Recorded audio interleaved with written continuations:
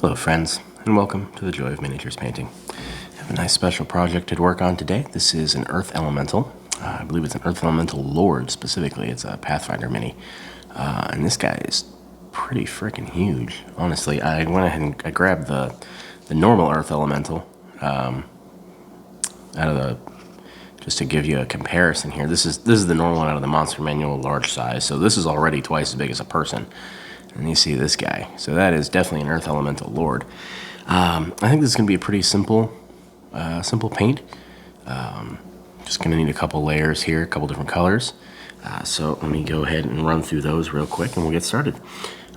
So as you may know, I use super basic paints. I get all my stuff at Walmart. Same thing with the brushes. This is just a super basic little variety pack. And then these are just, little 50 cent, 75 cent regular paints. Because I think one of the biggest hurdles that a lot of people have is they think that getting into miniatures painting is very expensive, very intricate. You need all this specialized stuff, and you really don't. I mean, I think you'll see that with this. Is we're going to be able to get some really nice effects with very basic material. So I've got this chocolate sprinkle, which is a really nice dark brown. It's also really good for earth effects because it's got sort of a glossy finish, so it looks wet like mud. Then I also have this chestnut, which is a lighter brown, and it's got more of a matte finish, so it looks just looks like dirt. So that'll be a good combination. If you've seen the purple worm video, that was the combo we used on the base, where he's coming up out of the ground, and it ended up really nice. I also have a timeless gray here, which we're going to use for this rock that he's holding on to give that some distinction. And I may use that on these spikes coming out of his arms, just to give it a little more variant. But we might do something a little more fun with that. I'm gonna get through these first couple coats, and then we'll see what we want to do with that. And then finally, I've got a Clover Fields here, sort of a light green, and we're going to use that on the rock.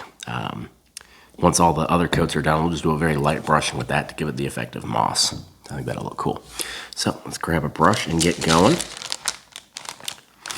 And we're going to be pretty quick and dirty on this first coat here, because I'm just going to do a nice solid layer of that chocolate sprinkle over everything. We're just going to get some paint on the plastic here, and that'll be our base layer before we start going back over and adding on more color and detail. Get that all shaken up, and always tap it a little bit to knock away any buildup around the cap. That way it doesn't catch a bottle on us. Yeah, there we go.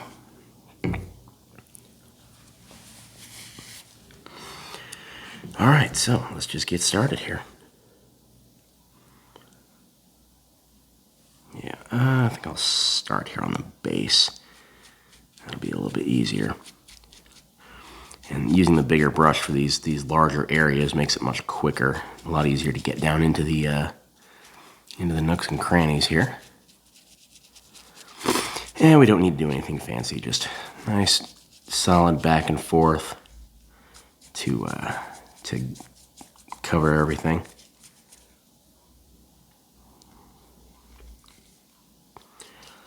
I do love using elementals, just as a general rule. They're really good, really interesting creatures to sort of represent how crazy magic can be. And that's the nice thing, is they're really versatile because they can be naturally occurring, especially in areas where planar activity is common, or like the veil between the worlds is thin, or they can be summonable by powerful spellcasters. So you can get a lot of use out of a couple elementals. When I started getting really serious about DMing, well, I shouldn't say that. Well, no, I guess that's fairly accurate, actually. So I've been DMing off and on for about 23 years now, but for a good long while there, it was not, I wasn't particularly serious about it. It was just something, well, I mean, it is still something fun I do, but, goodness, I apologize. I'm still getting over a bit of a cold here, so I'm trying to avoid being all sniffly like I was in the Air Dragon video.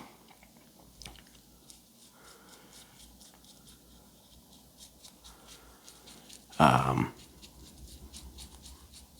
but yeah, so I was much less serious about DMing up until about 6 years ago or so. And honestly, I credit a lot of that to Matt Colville's game series running, or video series running the game. It was kind of, honestly, sort of like what I'm trying to do here, in that it sort of pulled back the curtain and showed you, it's really not as difficult as you might think it is to do this well. So instead of, hang on.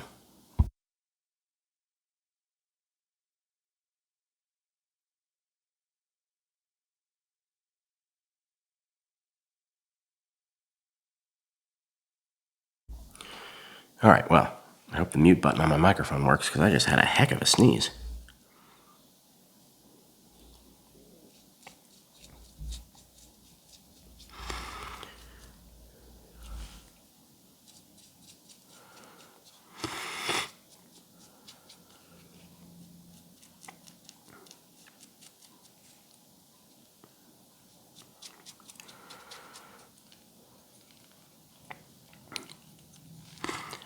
Okay, I'm going to pause this for just a second.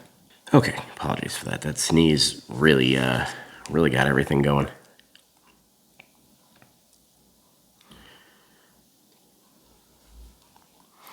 But anyway, yeah, so it was late 2020, I would say, when I really started to get serious about DMing.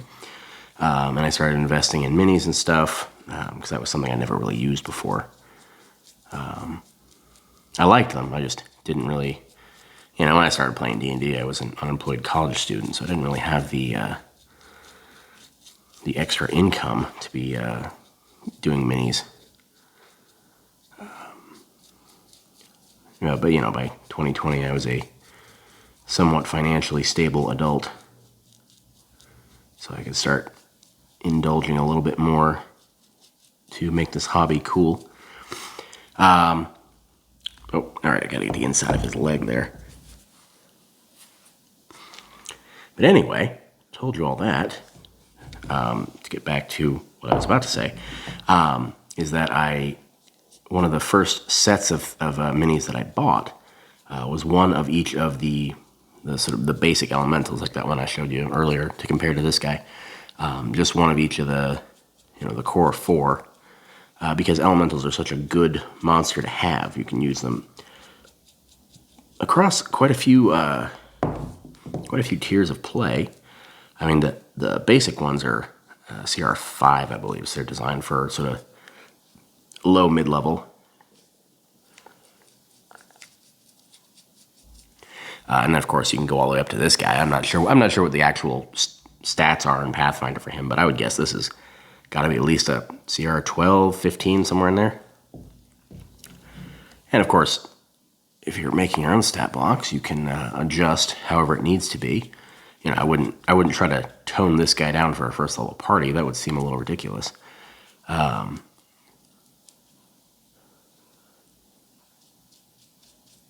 But you could certainly have smaller elementals or mephits or something for lower level if you really wanted to lean into the elemental vibe. Like if you wanted to build a campaign around that idea. And that's, I think that's the kind of the main idea behind Prince of the Apocalypse, one of the pre-written adventures that WotC came out with for 5th Ed. It's just all elemental focused because you're dealing with the elemental cults. I've never actually played it, so I don't know what the specifics of it are, but I know that's the general vibe. Oh, hello.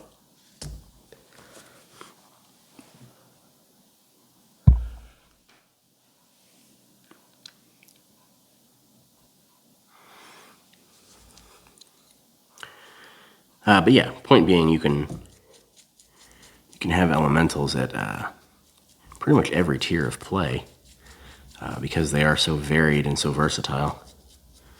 So having a good core of elemental figures. I mean, if you want to use minis, obviously it's not necessary, but it is fun.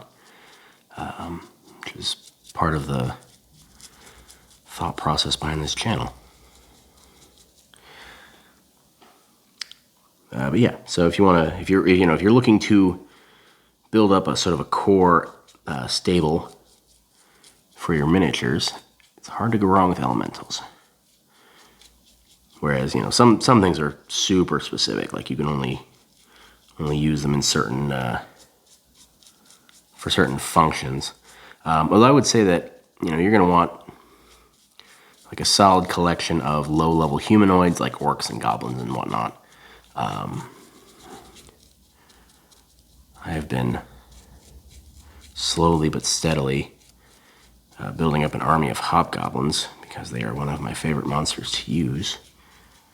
And frankly, I probably have too many at this point, but they're fun. Well, I wouldn't say too many. More than I could probably feasibly use at a time. But yeah, elementals are good, fiends are good. And I tend to be a little fast and loose with those. Like I'll have a miniature for a very specific type of devil, but I'll use it more generically, just because there's so darn many of them.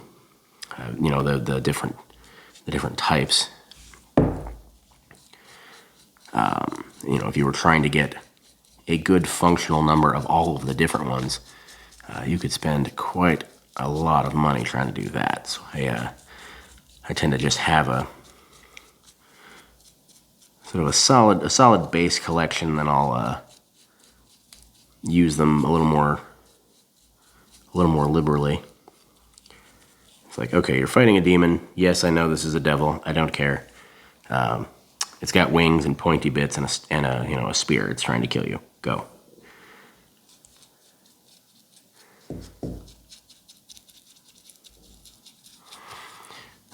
This part's gonna get a little tricky just because around his arms there's a lot more nooks and crannies. I'm trying to make sure I get them all.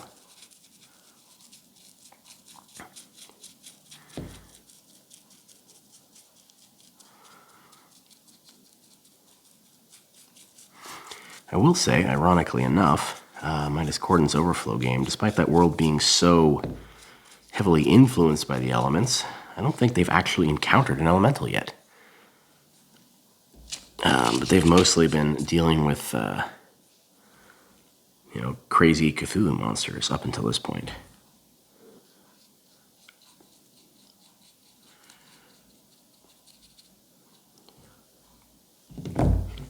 But hey, they are heading south towards the elemental pole of Earth. I'm sure it's just a coincidence that I'm painting this mini now.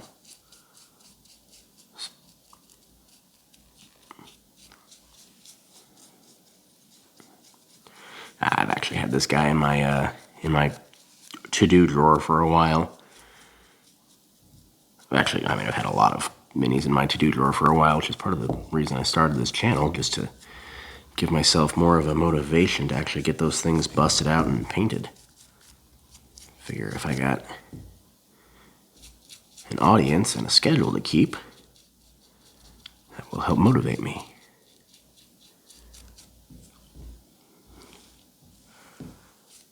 All right, let's load that brush back up. Yeah, you can see there's all these little bits here.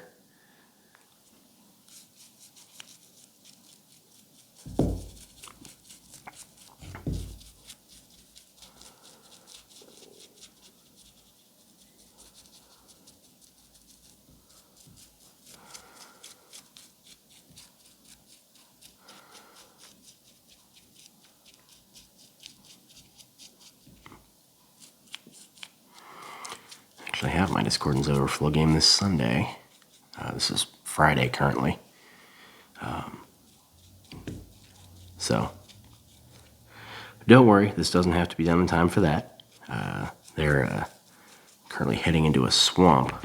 I have a pretty good idea of where they're going already. And I guess I can talk about it because by the time this video gets released, they will have encountered it already. Well, no, that's not true. They may go off in a completely random direction because they sometimes have a tendency to do that. I think I mentioned in one of the other videos they were all set to head north into the tundra. Well, not yet to the tundra. They were heading north. Eventually, it would have been tundra. So I prepped for that, and then I show up to the session, and they start talking before the game, and one of them suddenly mentioned, "Oh, hey, wait a second. We never went and explored that mega dungeon under the ocean. Oh yeah, we should go do that. We forgot about that." And I'm like, okay, well, glad I already had stuff for that prepped. And that is, well, I mean, that's just the key to preparation in general, but especially in a sandbox game, which is what Discordance Overflow is. Don't over prep. Well, I suppose I should say the better way to put that would be don't over plan. Preparation is different from planning.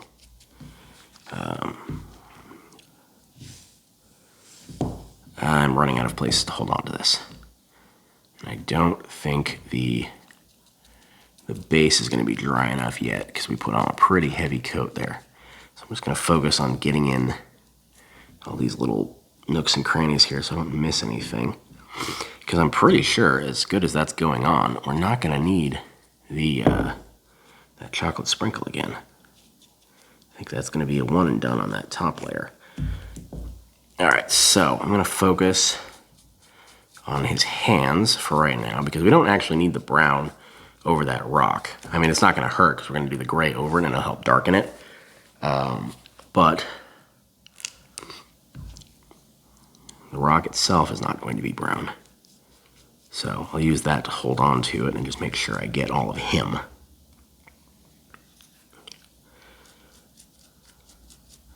But yeah, so they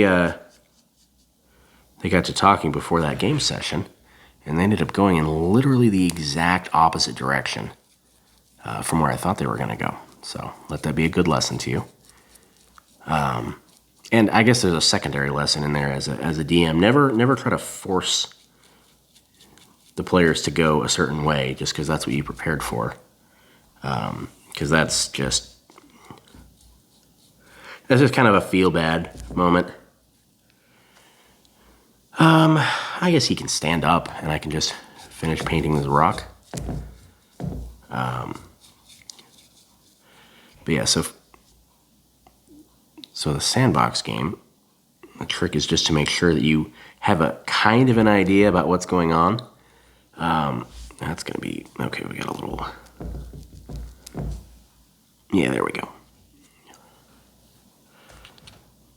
Yeah, this guy's really tall, so having him standing up like this, it's putting him, means my paintbrush is coming perilously close to the camera.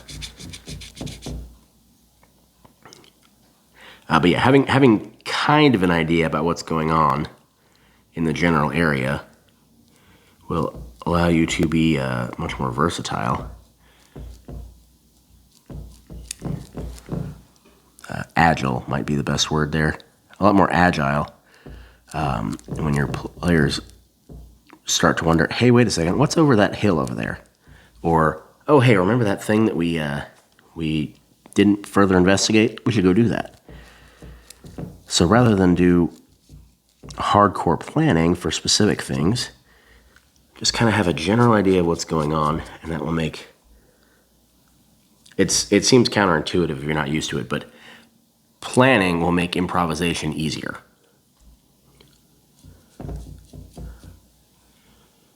Now, some people are just, gangbusters at complete improv, but I think most people are not as good at it as they think they are. And that's something I learned as I started to get more serious about DMing. I used to just improvise basically everything.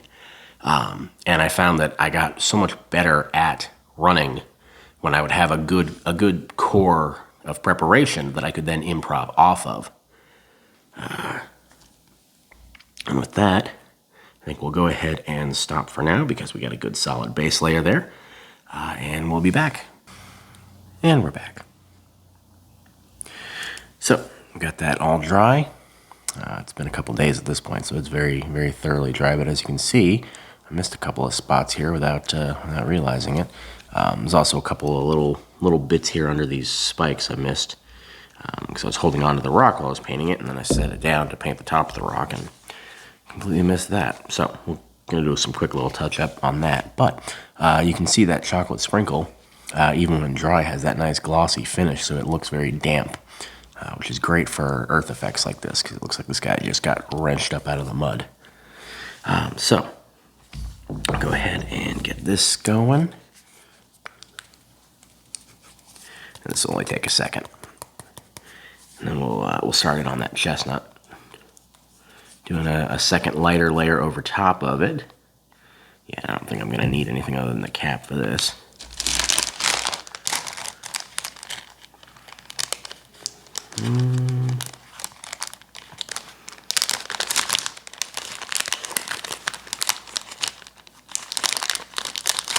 Yeah, there we go. That should be fine.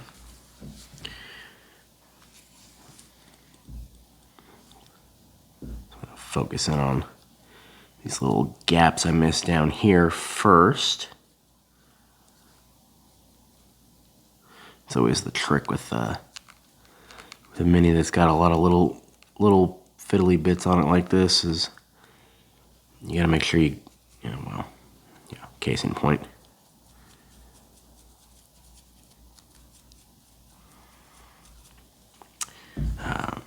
You just gotta make sure you get in there and hit all the angles. And it looks like we might actually need more than just the cap for this, especially once we start getting up to the rock itself.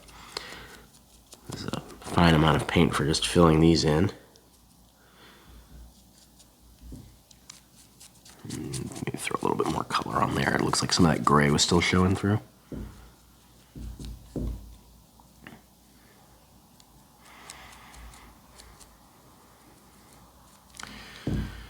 So it's Monday now. I had my Discordance Overflow game yesterday afternoon.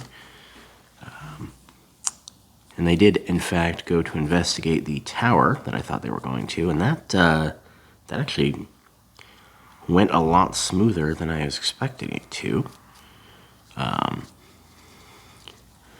So the Discordance Overflow is a sandbox, so I never have any hard expectations about what they're going to do or how they're going to choose to approach problems. But, I usually have an idea of how I think they're going to... Okay, so I'm going to switch over to the bottle here for the bottom of that rock because that's a little more than we can get with just the just the stuff in the cap. But yeah, I usually have an idea at least of how I think they're going to handle something. But I never have any solid...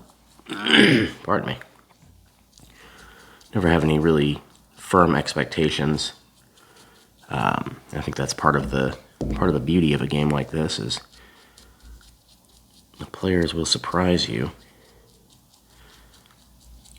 I also realized, because it was something I brought up with them, because they were, after the tower, they were discussing what their next move was going to be. Because part of there are these towers scattered all over the place, and they're remnants from before the fall.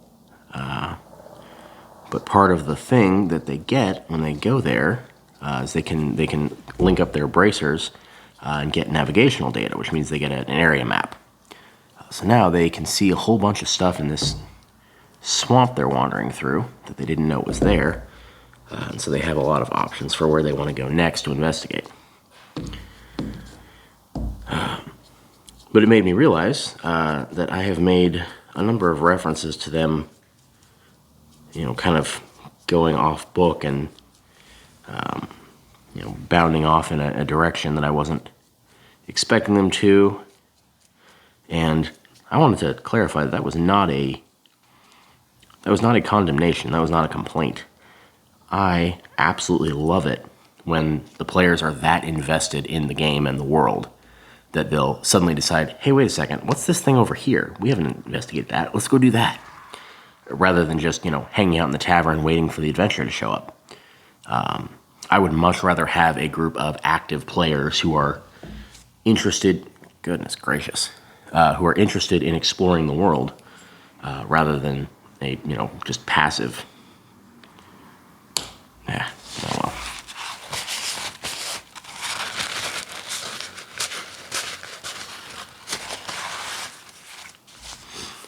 So yes, please never think that when I'm, talking about my players bounding off in a direction I wasn't expecting, that I am mad about that, because nothing could be further from the truth. For me as a DM, having players that are that invested in the world is just the greatest thing ever, because it means I have done a good job of building the world to be interesting. All right, so I think now we have everything covered. So that is all the gray painted over.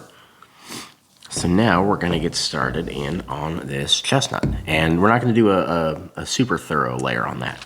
I'm just going to go over the whole body, but I want to leave a lot of that brown down in the deeper places so that we get a nice two-tone effect.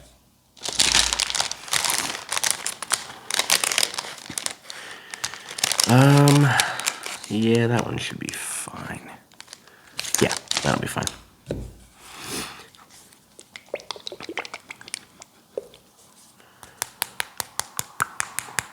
Oh, so this tower out in the swamp that they went to investigate, they encountered, they were at another town, moving southward as they were investigating this place, and they were right on the borders of the swamp. And they were asking some of the locals, hey, what's further in? And so they found out about a couple points of interest, but one of the things that caught their eye first was that there was something called the Children of the Scale, which, all right, so let's, sorry, let me focus in on this because I had too much paint on.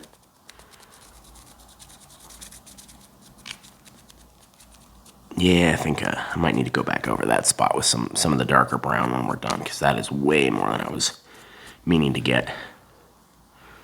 All right, so let me move this, and we're going to try using the cap just for starters so I can better control the amount of paint I'm getting on the brush.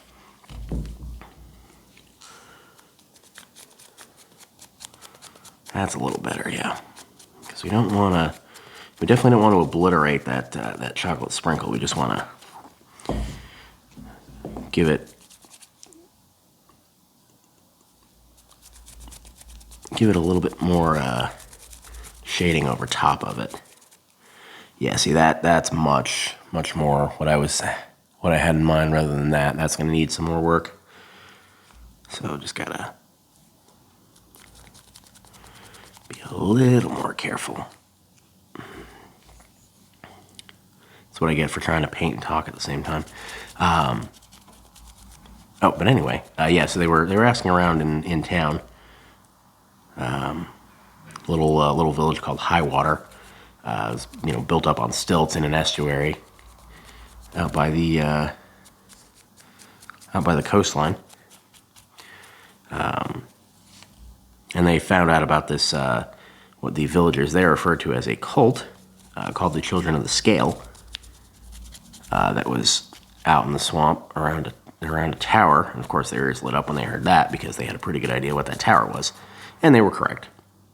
They've encountered several of these towers now, and every time it's been one of these old watchtowers from before the fall, where they get their nav data updated.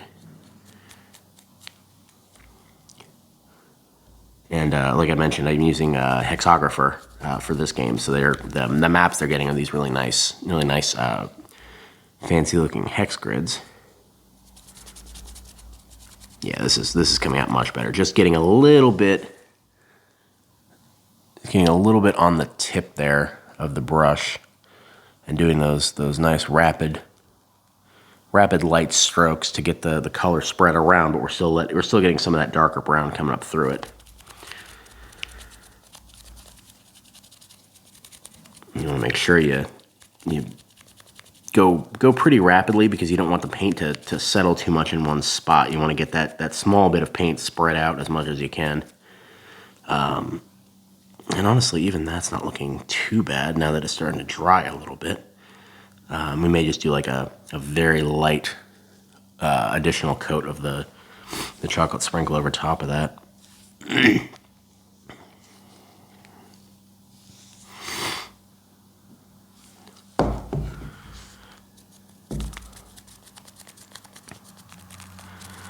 So they head out into the swamp. They're having a bit of a hard time going through it because it is a pretty dense area. Again, that might be too much, but we'll see what it looks like when it starts to dry. We'll try to get that spread out more. And a little bit of variance between the areas is fine, because that way it looks a little more organic when it's not all uniform. But that might be a little too much.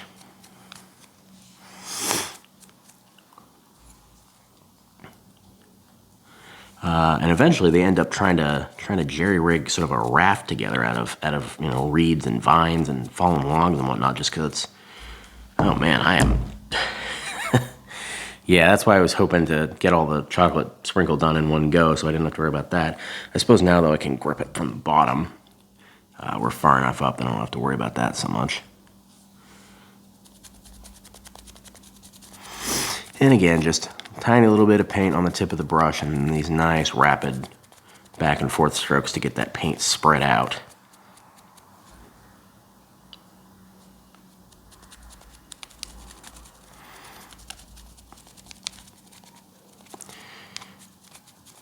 Doesn't have to be,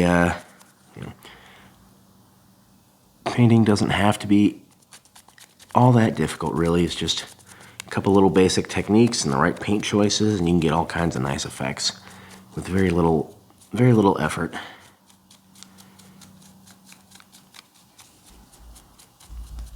And if we get a little bit of, I'm not going to do the rock specifically because we're going to end up painting that gray later on anyway, but if we get a little on there, it's fine because we're just going to go over it.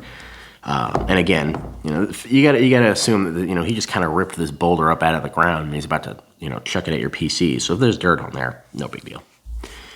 Let's get under this arm here real quick. Oh, but yeah, so they ended up making a raft, which went reasonably well. None of them were particularly skilled at woodworking or anything like that, but they got something functional. I'm gonna grab a little bit of paint off the bottle there because the cap's starting to run dry.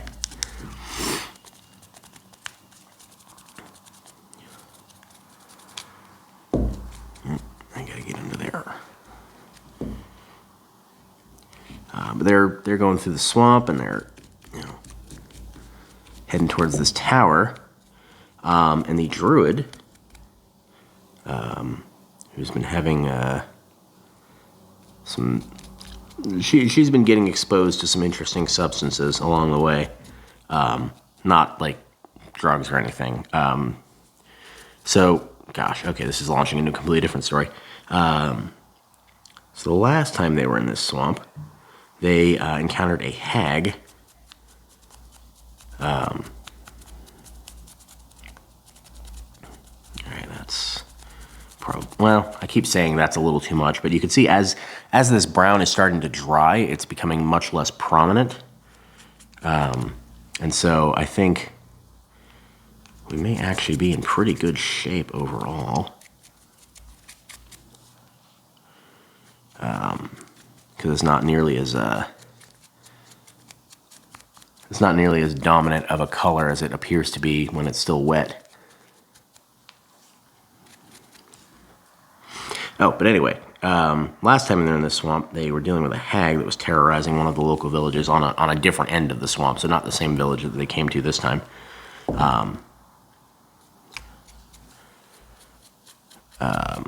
And investigating her lair, they found this they found this pool full of weird goop that was dripping out of the wall where she was basically growing wretched. Those little weird tumorous creatures. She had like a whole hatchery of them down there. And she herself was wearing an amulet, some kind of pre-fall technology, but it was kind of slimy and oily. And the druid just took it and started wearing it, and then realized before too long that it was still oozing whatever that stuff was.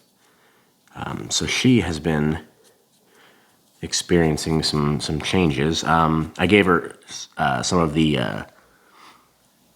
So she's a druid of the land, but I started giving her some of the spore druid's abilities to represent this this exposure to this material. She's really been leaning into that. She's been doing a great job with that. Playing up that metamorphosis that she's undergoing. But yeah, that's actually looking really good.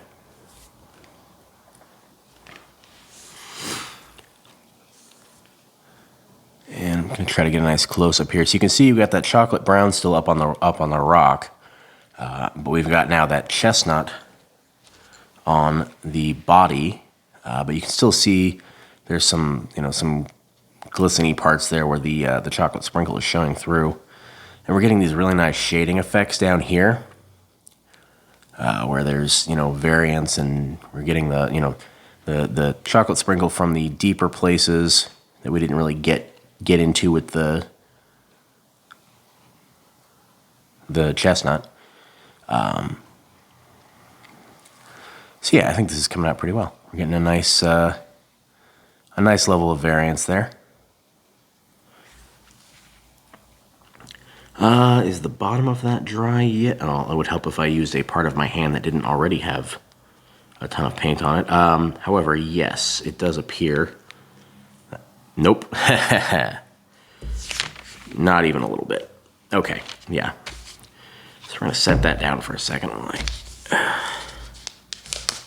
I've got the paper towel here, but I'm kind of enjoying the aesthetic of getting paint smears all over this drop sheet.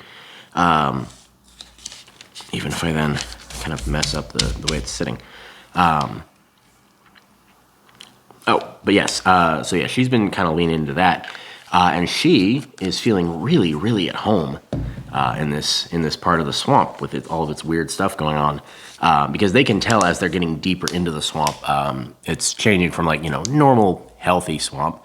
We don't really think of swamps in that way, but they can tell it's a sort of a gradient that the swamp is getting more and more sort of rotting and corrupted as they're heading farther into it. But the druid's feeling right at home. She doesn't see any problem with this. So let's see, while we're here, so this top chestnut brown is fairly dry, so I can handle the thing without any trouble. I think I'm going to go ahead and do some gray on this. Well, let's see, do we want to just leave that as dirt down there that he's standing on, or do we want to maybe do that in gray so it contrasts a little bit more? Yeah, I think I'll do that in gray.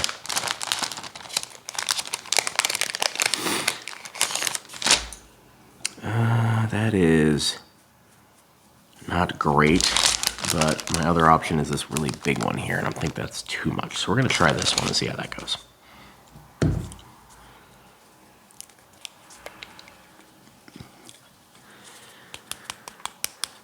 But so she has some, because everyone's, oop, hello.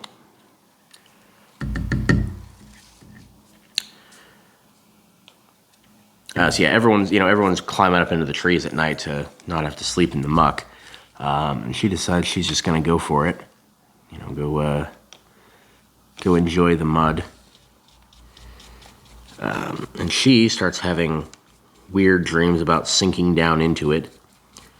And I specifically described it as feeling very welcoming, into the embrace of the ground.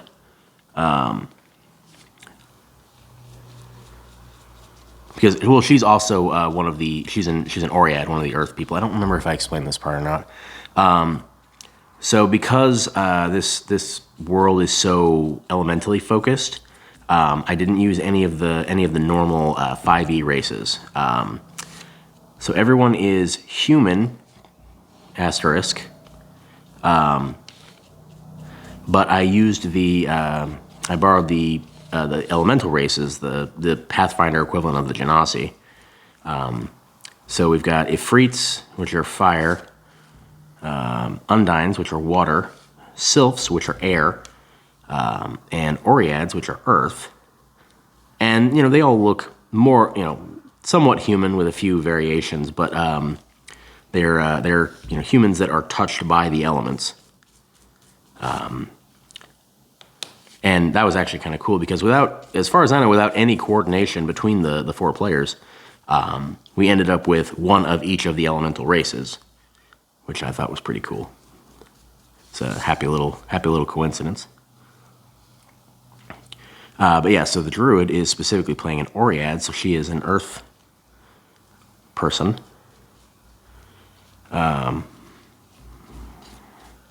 Yeah, this brush is not particularly well suited for this. I'm actually not sure what this brush is suited for at all. It's kind of weird and floofy. But it'll do for now.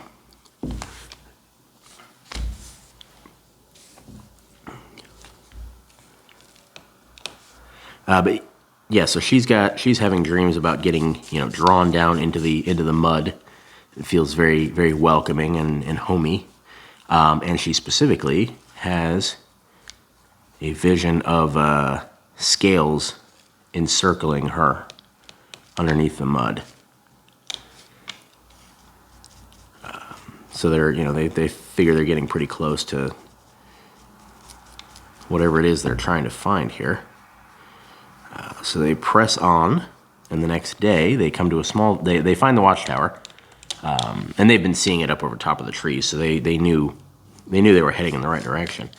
But they get there, and they find this little village built up around it, and all the people in the village, so it is a pretty small village, so there's maybe 60 people here, are gathered around the tower, wearing these robes with very deep hooded, cloaks with very deep hooded hoods, not robes, deep hoods. That is what I'm trying to say. Goodness gracious. All gathered around the tower, just staring at them. And the druid waves, and they wave back. Very very children of the corn, all in unison.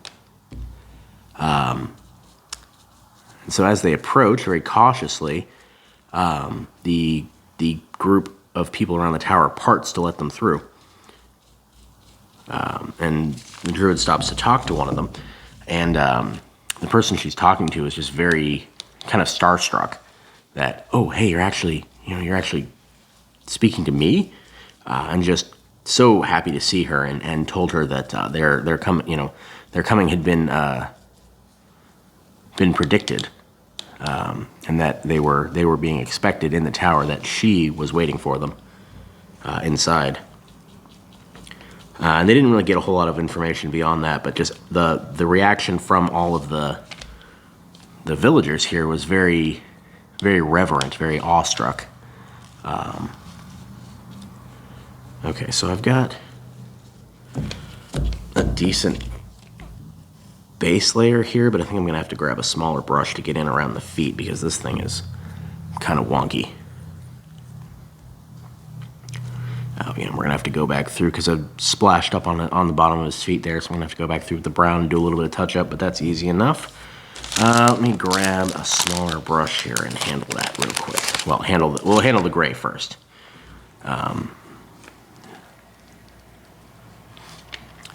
So they go into the tower, and the lights are all off. So it's completely dark inside, and they can hear slithering off in the darkness, and a voice addresses them, welcoming them as brothers and sisters. and saying that, it's been so long. I thought I was the only one left. And the bard has night vision goggles. So instead of doing like traditional magic items, they've been finding canisters of harmonium, this glowing blue substance that's sort of the power source for all of the pre-fall technology, which they can load into their suits using a facility called an armory, and they found one of those. But they have access to upgrades. They had some basic ones to start with, and then they've uncovered more schematics. They've discovered them as they've been exploring, and so they're expanding out their repertoire of magic items effectively.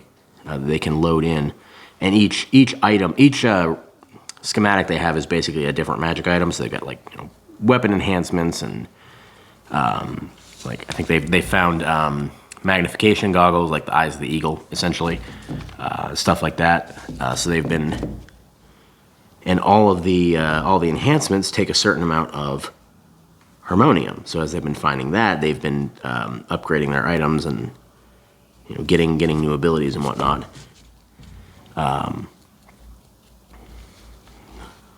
Okay, yeah, it's looking a lot better now.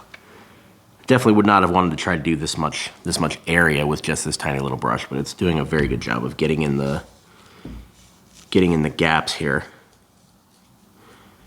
But anyway, the bard clicks on his night vision and looks up and sees this. Sorry, I forgot a very crucial detail. As they were beginning to approach, they. On watch one night, the bard spotted this what appeared to be a hand sticking up out of the muck in the swamp, and then cleric was up next on duty, and so he told her about it. And the cleric is super into creepy stuff, both in and out of character. So she immediately went over to go investigate it once everyone else was asleep. No, that's not true. She actually did. She maintained watch, and then in the morning, as everyone else was waking up, then she bolted over to go check it out. And she discovered that it was a person. Well, it was a statue. It was an extremely lifelike, life-sized statue of a person frozen in terror. And of course, the players, out of character, all immediately knew that was bad. In character, they're like, wow, this is super weird. How did this happen? And I enjoyed doing it. Like when I was coming up with the idea for this, I liked putting that detail in there because I knew that they, as players, were all going to understand. Oh no. So it was a nice little bit of foreshadowing, and that moment just struck me as a fun experience, and that is a good bit of DM advice. Certainly not original, but original from me. Put things that you enjoy into your games, because if you're excited to play it, if you're excited to run it, your players are going to pick up on that, and they're going to be excited to play it.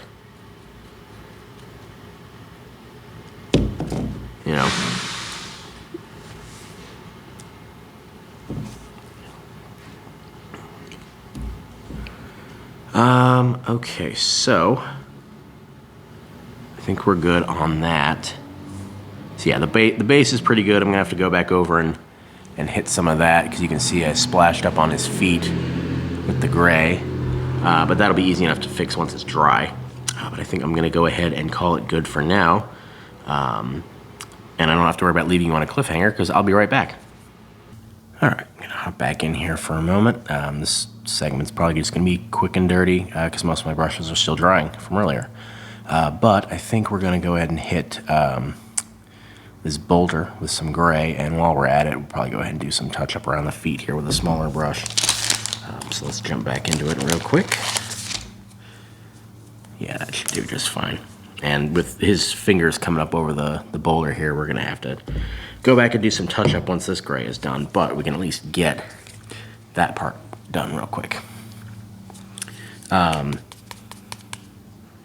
Oh, but anyway, where was I? Right, I'd finished explaining why the bard has night vision goggles, so that I could then tell you, when he clicked on his night vision goggles, he saw up on the wall this slithering serpentine body attached to the upper body of a rather beautiful woman with snakes in her hair, which I'm sure many of you saw coming a mile away, as did they, the players, because I'd foreshadowed that pretty thoroughly. And of course, he had just enough time to realize this, and also notice that she had on one of the same bracers that they did, before he was required to make a con save, which he rolled fantastically well on, fortunately. And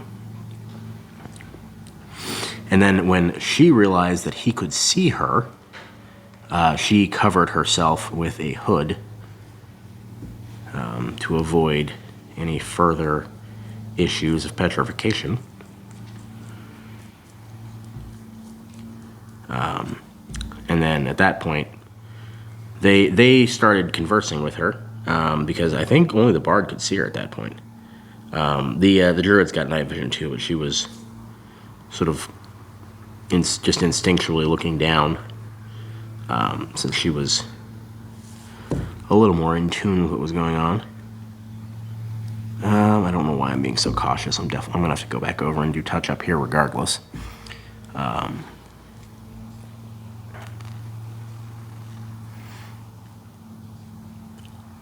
But yeah, so they started a conversation with this woman.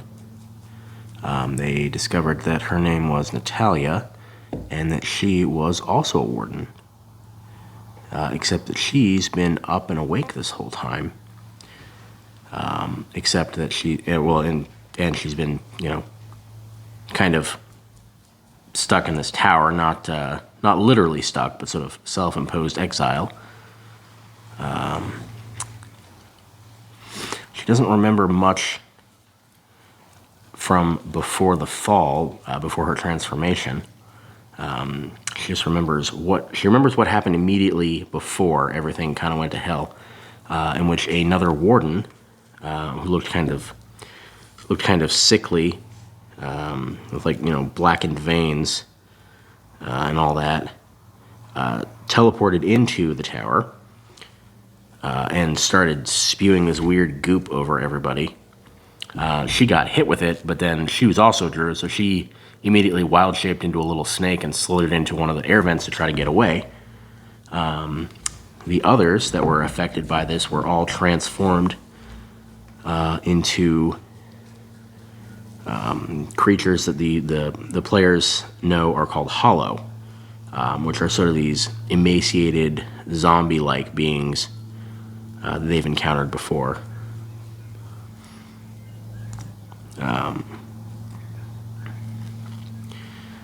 So the others were transformed into hollow, but Natalia was transformed into a gorgon. Not that they know that word in game. As far as they know, she is a unique creature.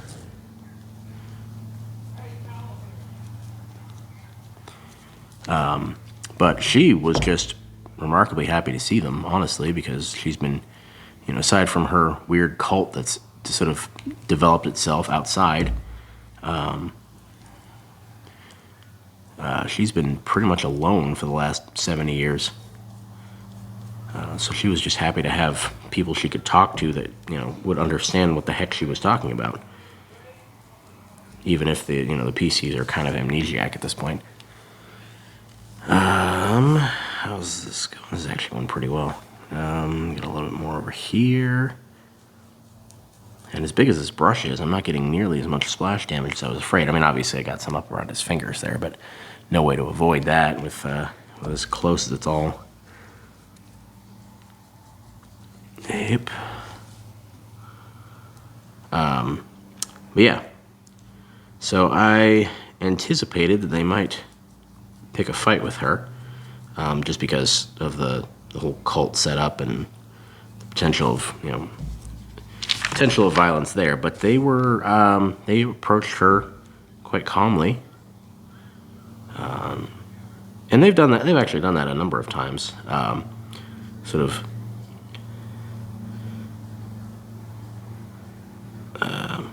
Chosen the diplomacy option, and because they were reasonable about it, it actually worked out. So yeah, they synced up with the tower, so they have their nav data, so they got the map of the surrounding area, as well as a new teleport grid, and a new location added to their teleport grid. But they also connected the tower to the central network, which it had been disconnected from, which means they had a conversation with the Prime Designate, the AI that's in charge of Harmony, and he didn't really have anything particularly new to say. He told them, do your duty, return the codex to Harmony. And then when they kind of balked at that, he said, maintain your current position. Units have been dispatched to retrieve you. Except in this case, whereas before they've mostly been, just moving on, they decided in this case they're going to hang out for a little bit and see if those units actually show up. So that will be interesting next session.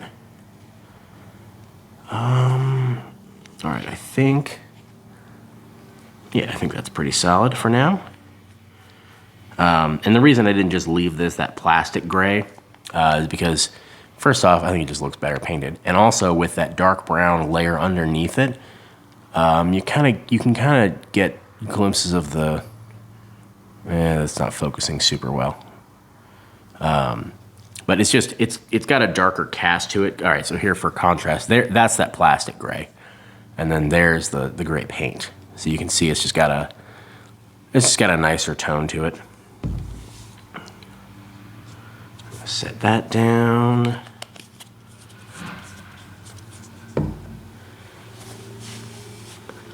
But yeah, so they spent a couple days hanging out in this village around the tower.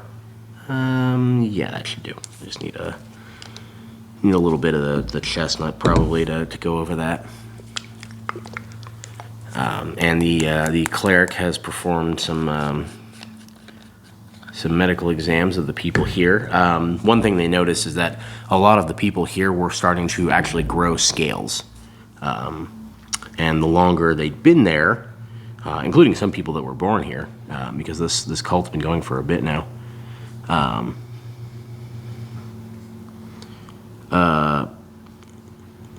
the longer that the people have been here, the more pronounced the growth was.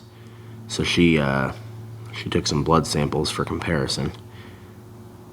And she also got one from Natalia to check out. That might be a little lighter than I want it to be. We'll see what it looks like when it dries.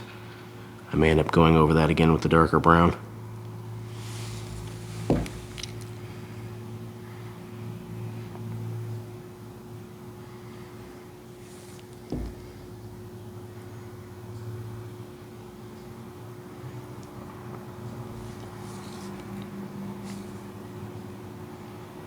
Sorry, I'm gonna focus in here for a second while I do these precision work.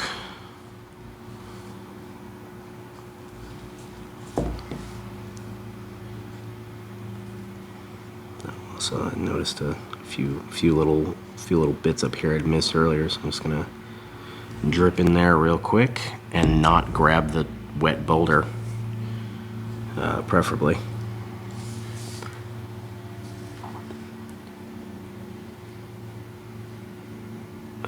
Also, the bard and the monk spent these couple of days that they're hanging out here in the village, improving their boat, with help from the villagers, who are very enthusiastic.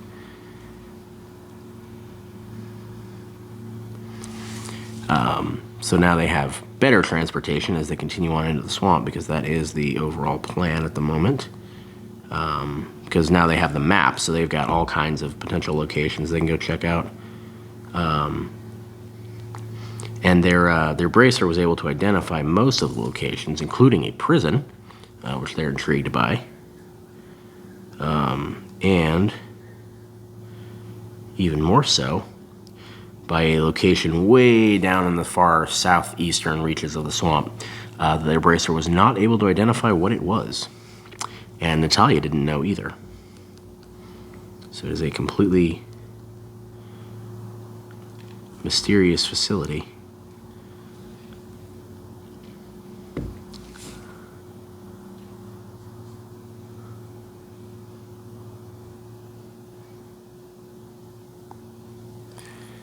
All right, let's give it a quick spin here, make sure I didn't miss, oh, I totally did. Up in the front here.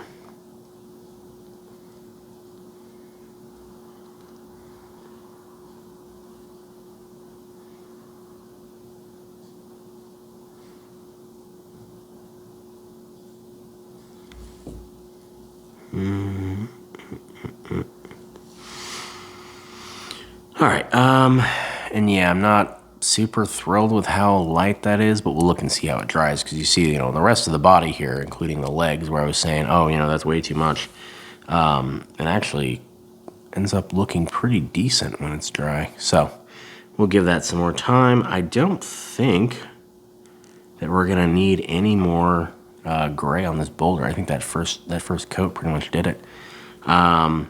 Which means we're getting close to being done here. So further things I need to do, I'm going to touch up on these fingers, which I may end up doing 2 sets of on that, because I think I want to do a darker one first. But we'll also see how that looks. But I think I might do the darker first, and then just a little bit of the lighter stuff over top of it to give it some variance. So you do touch up on the fingers. I think the body is pretty well done. That's looking pretty good. I want to do, I've got this this Cloverfield's green that I want to do like some light brushwork on this boulder to sort of give it the effect of moss and bits of grass hanging onto it. I might do that on the gray base. I think that might be okay though, because it's got a like a circular black base that it's gonna glue down onto to fill up the grid space that it takes up. So I think that'll probably look fine. But yeah, I want to do a bit of a green splash up here on the boulder to give that some character. And then we've got these spikes that I have a cool idea I want to go for, but that'll be the last thing we do. That'll be a nice little finishing touch.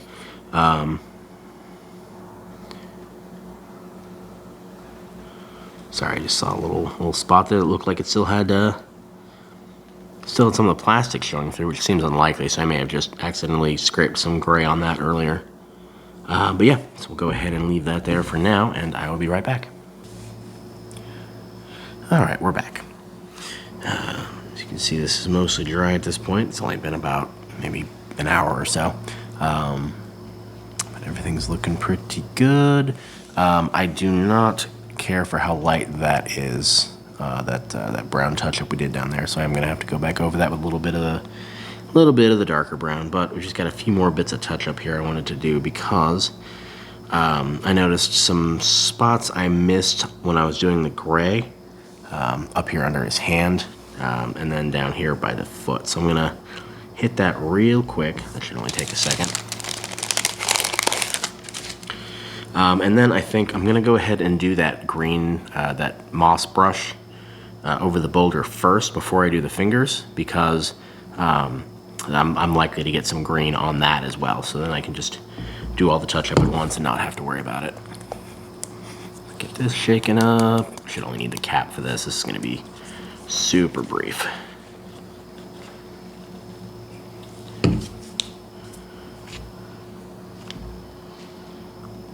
Let's get a little bit down in there.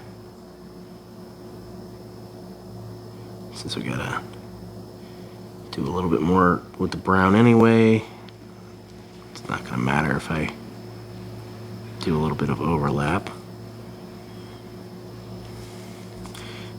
Just gonna take a nice thorough spin around here and make sure I don't miss anything else.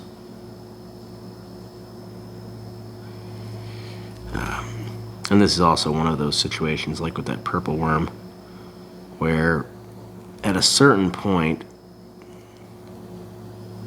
well, yeah, where the OCD kind of starts to kick in and makes life difficult. But at a certain point, you just have to be willing to say, okay, that's good enough. Because otherwise, you could go back and forth on something like this forever. Because every time you do a little bit of touch up, you're going to get a little bit of splash over on the other surface. So you want to do a little bit more touch up, and you get a little bit of splash over on the other surface. And at a certain point, you just have to be able to stop. And we are approaching that point, but I haven't reached it yet.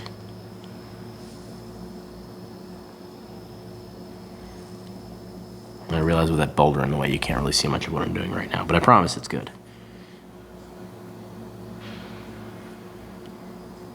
Just getting some really...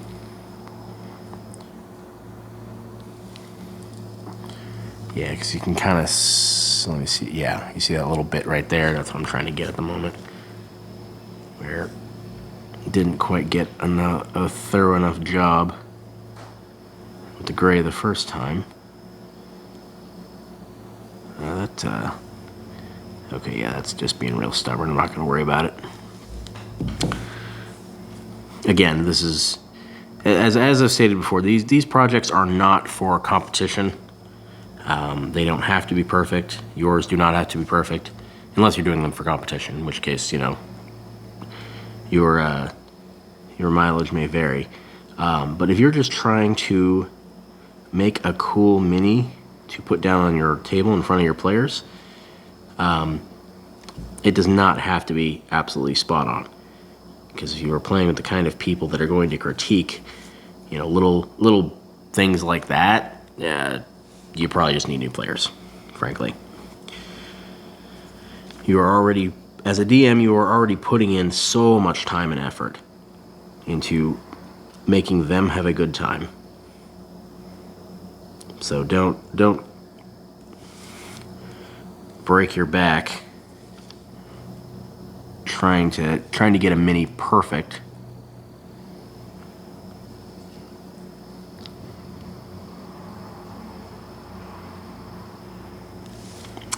I say as I very, very delicately try to get my lines here as close to perfect as I can.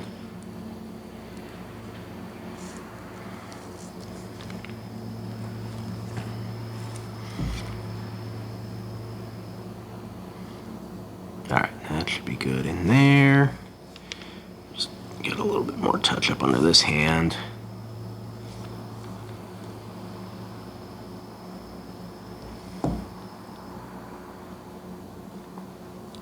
And I realize that's the second time I've given that piece of advice about getting new players.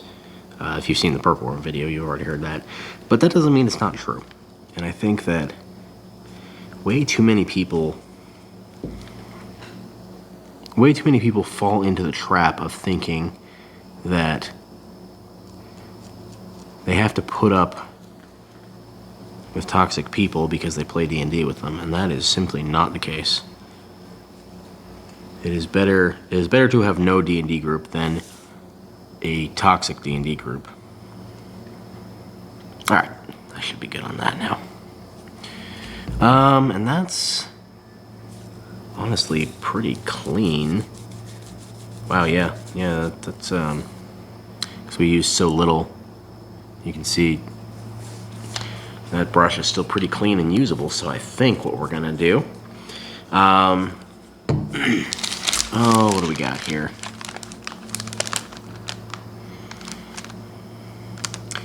As I said, most of my paintbrushes are still drying, so my options are a little bit limited. I think I'm just gonna go ahead and use this for that, not knocking the earth elemental over. I'm gonna use that for this, this mossy effect on the boulder.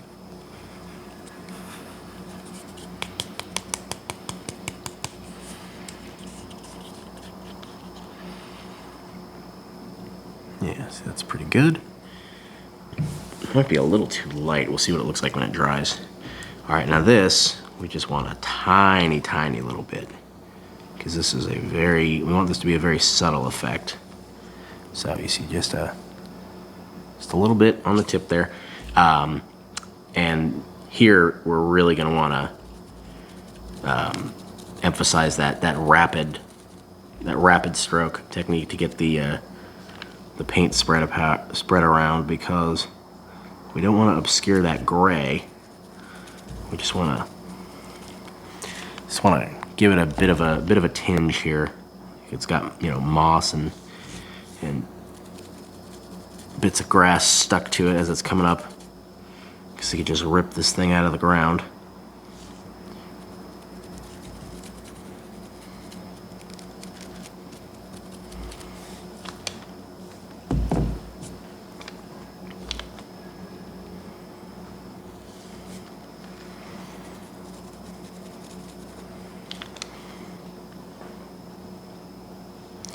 And don't be afraid to go even lighter, because you can always add more on.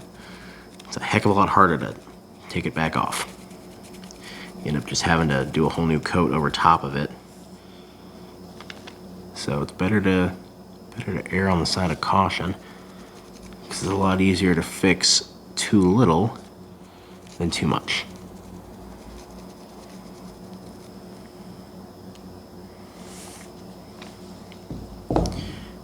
Flipped over. I don't know how well I'm going to be able to do this effect on the bottom, but I mean the whole thing doesn't have to have moss on it, again, because some of it was facing downwards. I figure when he grabbed it, so.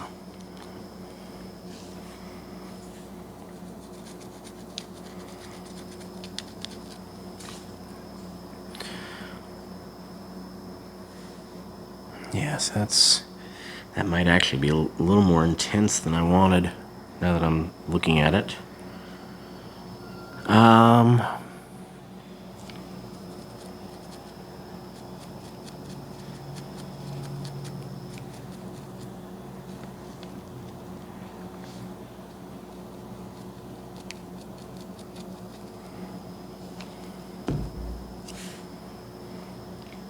I think, though, we might be able to fix that.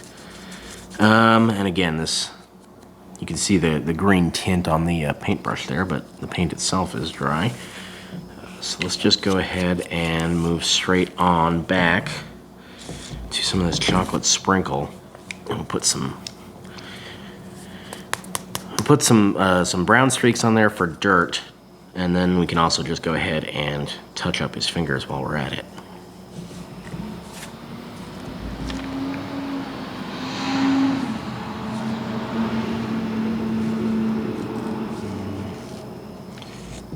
That's probably a little bit more than I wanted, so actually we're just going to use that for the fingers here real quick.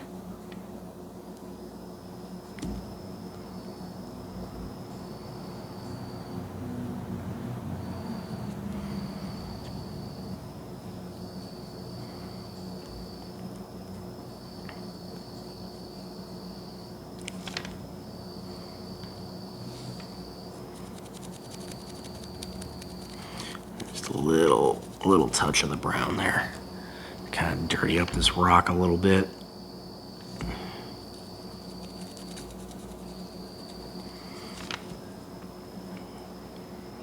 Very small amount for this effect. So just trying to add some layers onto this boulder here to make it look a little bit better.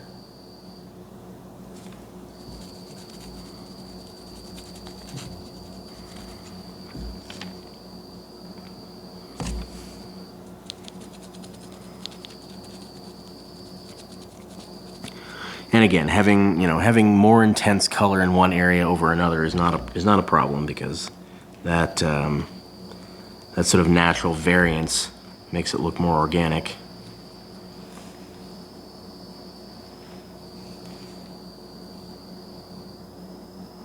And in this particular instance, anytime I get more paint on the brush than I wanted, I can just go into painting the fingers.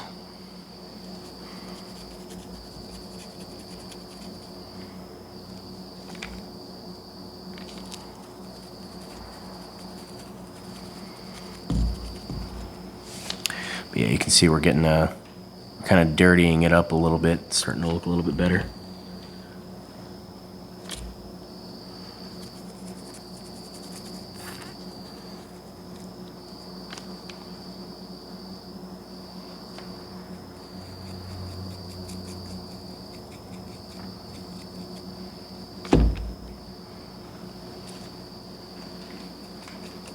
All right, that was a little too much, but see, that's okay, because that just means that's the side of the boulder that was actually down in the ground when he ripped it up.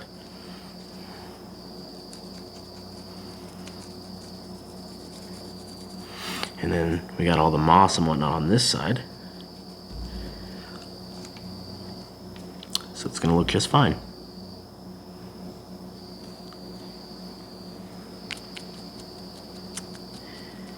In the words of the master himself, we don't make mistakes, we have happy little accidents. I think that's looking pretty good for his boulder here, actually. Got some extra layers on there. So now we're gonna go back and get some more paint on the brush, and we're gonna touch up his fingers and make sure that they look good.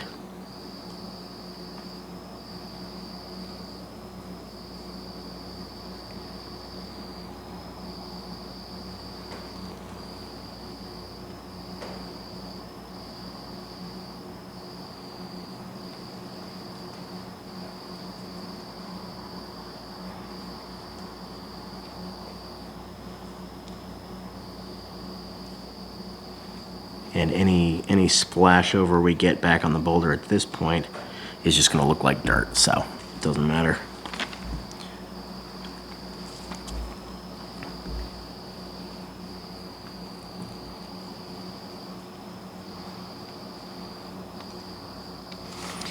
So the important part is just to make sure that his fingers are covered.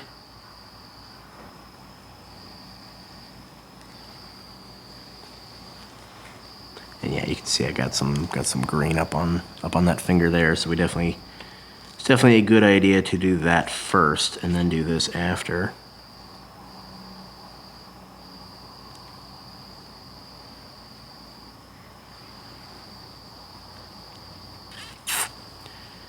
Let's see here.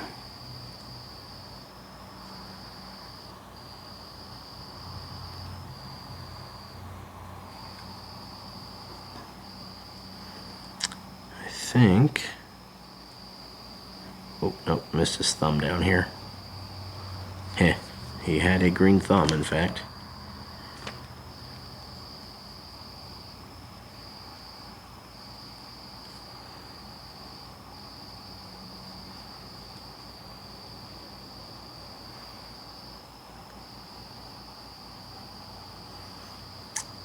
All right, once that dries, we might do a few more touches with the chestnut on there just sort of bring it back in line with the rest of the body. But for right now, I'm gonna wipe off some of the excess here, and we're just gonna do some very, very light brush over this chestnut down here where we did the touch up previously. And again, we don't want to completely cover it. We just kind of want to blend the colors a little bit. Just to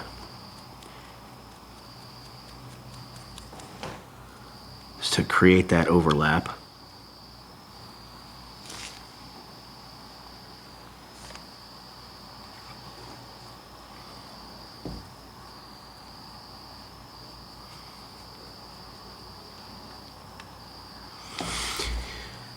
And normally you want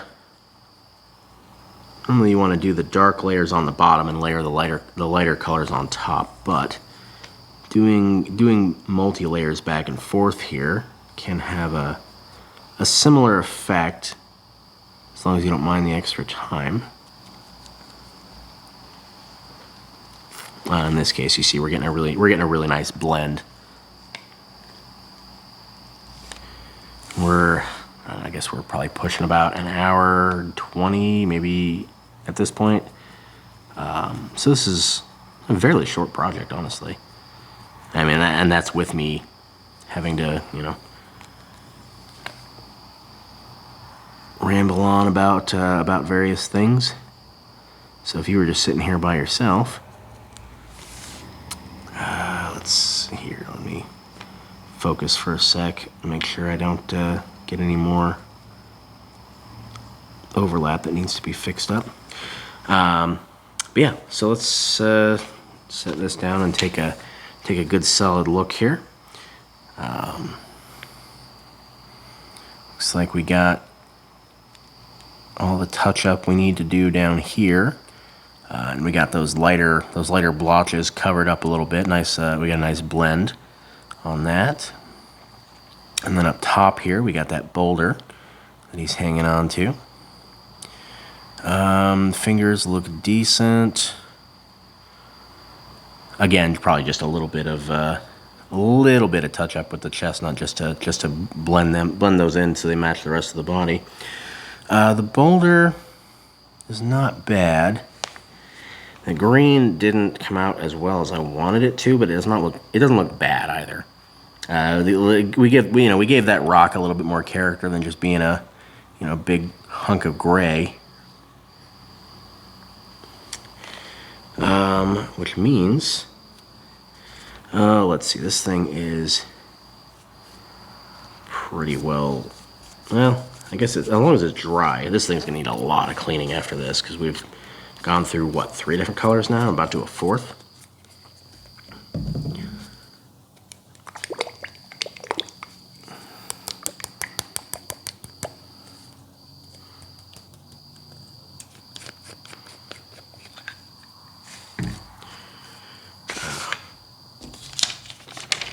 I don't know why my drop sheet is having some trouble here, but it really is. There we go. All right, so yeah, let's just go ahead and, because we're doing such light coats here, this paint is drying very quickly. And same as before. So we're just gonna get a tiny little bit of this chestnut, and then a tiny little bit. And then just very, very quick strokes to get the paint spread out. We don't want it to pool up too much in one spot. But at this point, we also need to be careful not to overlap on the boulder too much. A little bit's fine, because again, it's just gonna look like dirt, but we're getting towards the end of this project, so I'd rather not have to do any more touch-up if we can avoid it. Yeah, see that? Just sort of helps blend in the color, and you can see the contrast over there versus here.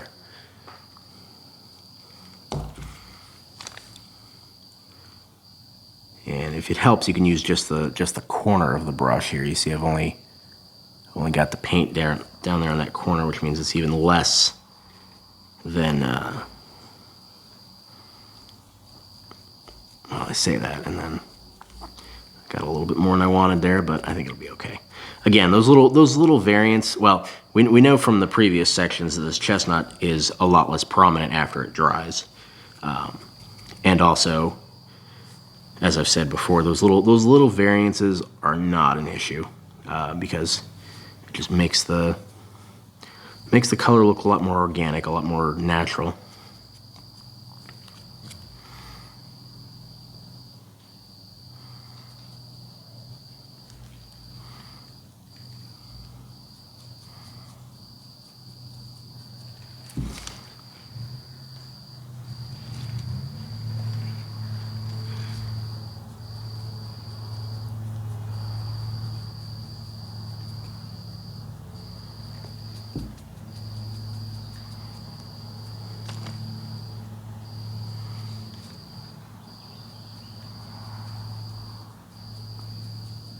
Oh, also it occurred to me that I was talking about the prime designate in the codex earlier, and I don't know that I actually explained it on this video. I think that was I think the longer explanation for discordance overflow was in the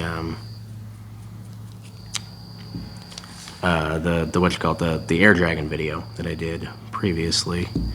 The codex is this round metal sphere that the PCs have. It's about the size of a grapefruit. And they are not sure what it is or what it does, but they do remember taking it.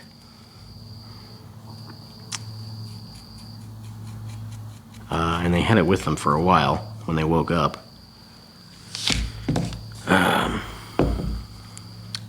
And then the prime designate is just this this artificial intelligence that they've spoken to a couple times but never directly encountered. And it is the program that's in charge of Harmony, which is the city at the center of the setting, where all the elements are kind of balanced off against each other. And he has been very insistent that they return the codex to Harmony. They don't know why that he wants it, but so far they've decided that they probably don't want to return it. Okay, so I think we are pretty well set here, with one exception. These spikes he's got coming off his arms. I kind of wanted to do something special with those just to spruce him up a little bit. So what I'm gonna do is I have some metallic emerald here, and I think I'm gonna do the spikes in that because I think that's gonna look really cool.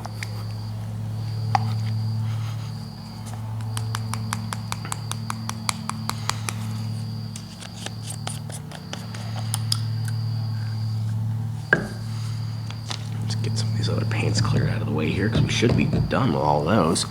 I wasn't intending to finish this up at this point, but I think we might just do it depending on how good this first coat of the emerald goes.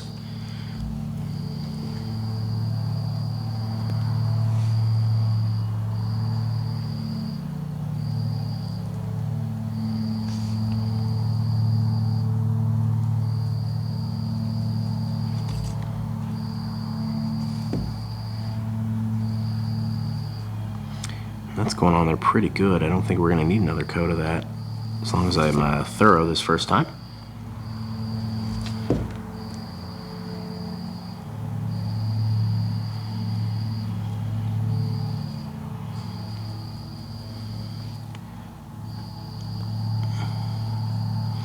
Probably need to do another once over just because I bet I'm going to miss some of the undersides of these spikes somewhere along the way here.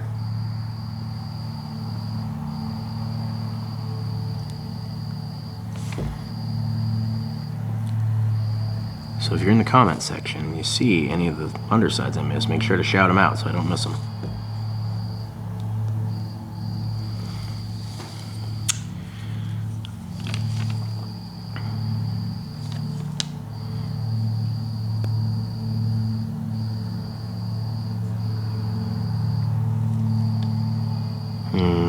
Alright, yeah, I'm gonna start being a little more careful here because otherwise I'm gonna be bleeding over too much.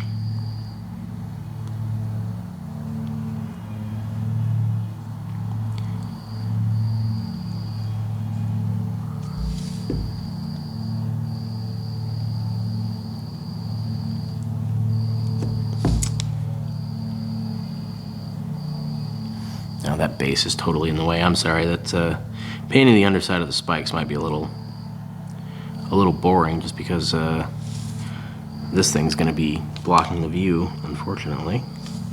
I will try to keep it out of the way here as I go.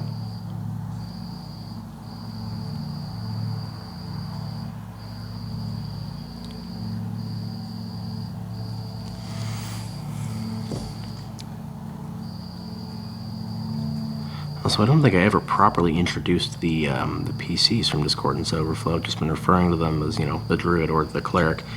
So we have Taraji, who is an Oread, so an earth person, druid.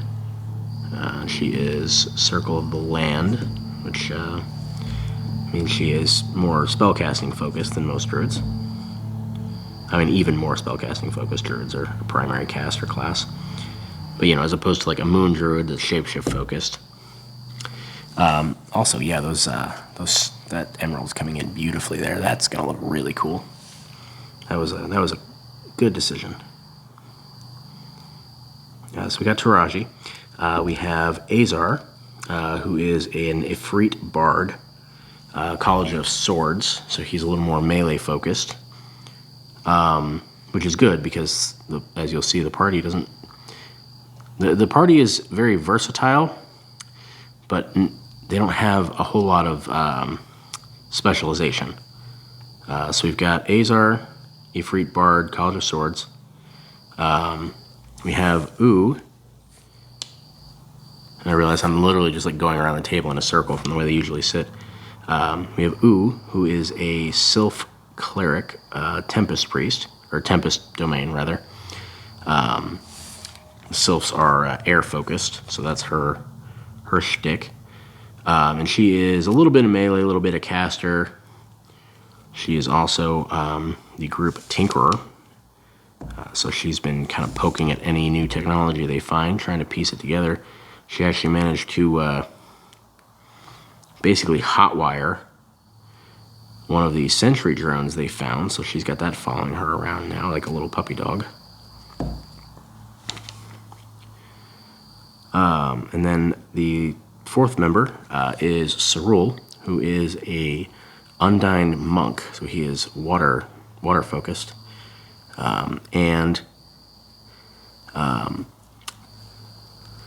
When I was putting this campaign together, I realized that Way of Elements monk would be fantastic for this setting, except it's awful. And this was originally under the 2014 5th ed rules when Way of Elements monk was really bad. I actually don't think I've looked at the new one, so I don't know how much better it is. But in any event, I sort of homebrewed a Way of Elements monk for this game, specializing in a particular element rather than kind of just generically all of them, like the base Elements monk. And so they get. Let's see, what does he have? He's got a bunch of spell abilities. Basically, I know he's got a variant on Thorn Whip that's like a tendril of water that he can snake out and scorpion somebody with. And then he's got Misty Step and Fog Cloud. And I think he just got high enough level for, oh shoot, what's that called? Aqueous Orb, I think?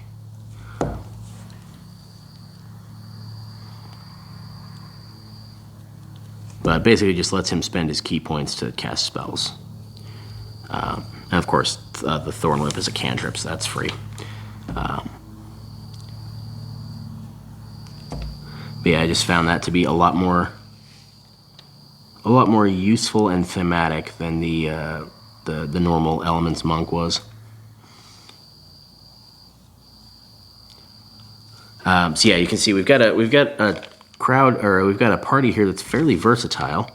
We've got 3 different people who can heal, and everyone can melee to some extent or another. Although obviously Cerule and Azar are the most focused on that. We got a lot of good casting, including some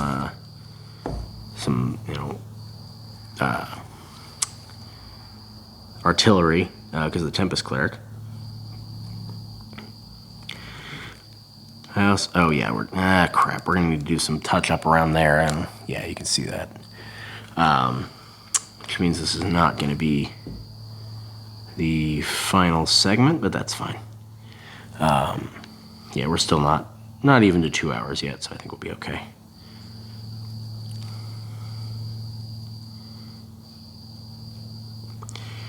And like with the Purple Worm video, the spikes took way more time than I thought. It looks like these guys are gonna be fairly in-depth as well. Although I don't think I'm gonna have to go back over the spikes. I'm just gonna have to get a very small brush and do some touch-up around the base of the spikes so that this green isn't wandering too much onto the Earth Elemental itself.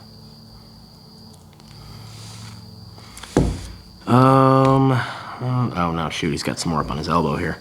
We still have the entire other arm to do too. So yeah, it's probably gonna take a little bit. However, it does look amazing.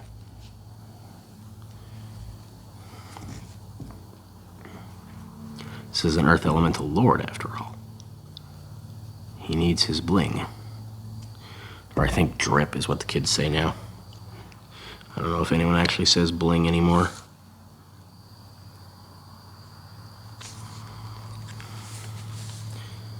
He's got to mog the other Earth Elementals. There. Now I'm hip.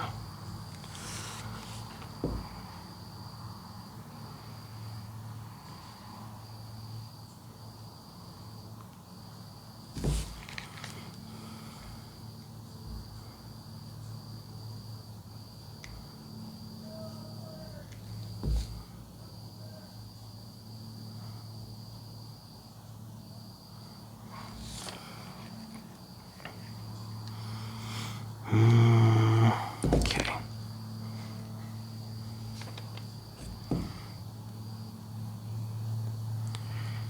Actually made a slight miscalculation with our Tempest Cleric. Not miscalculation, I suppose that's not the right word. I did not properly anticipate something. So one of the schematics they found for their upgrades, do I want to do those? Those are very small. I don't think I'm going to do those. We'll skip that part. Well, I don't know. Maybe not too difficult. They're small, but they're all clustered together. So we got to go back and do touch-up anyway.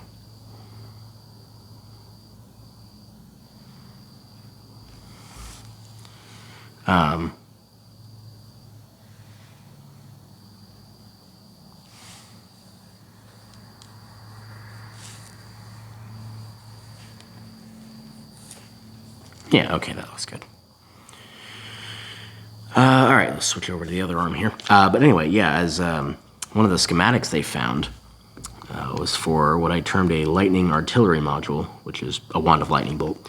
But for those of you familiar with the Tempest Cleric, they can spend one of their channel divinities when they cast a lightning or thunder damage spell to just max out the damage and not have to roll.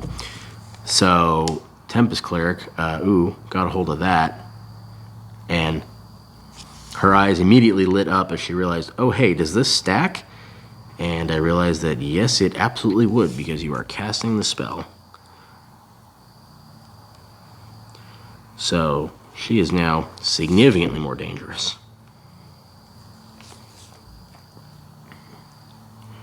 But there's nothing wrong with that.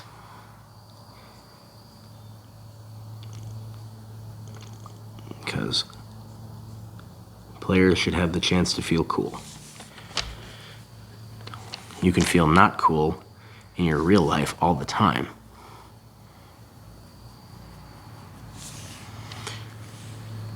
We play these games to get away from the real world. And if that means that Oo's player gets the satisfaction of completely frying something's face off with a maximized lightning bolt, who am I to stand in her way?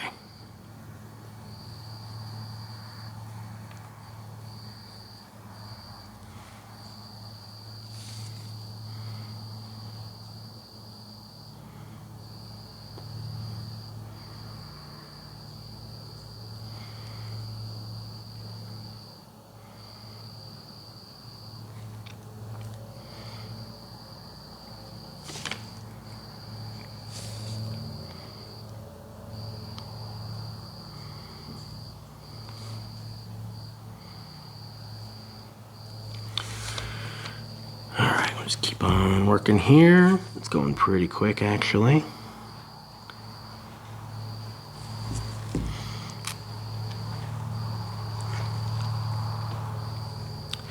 The green was definitely a good choice. I debated between a couple of different colors here because I've got this emerald green. I've got that sapphire that I was using on the air dragon, and then I have a ruby metallic, and so I debated between those, but the green is a really nice contrast with the brown colors, so I'm glad I went with this.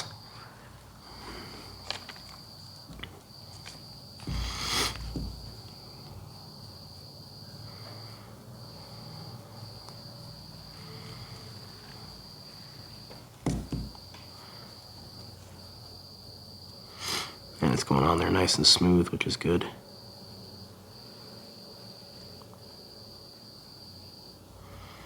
Yeah, I was worried I was going to have to do a second coat of that, but the only thing I'm going to have to do is go back in and handle some touch-up on the brown.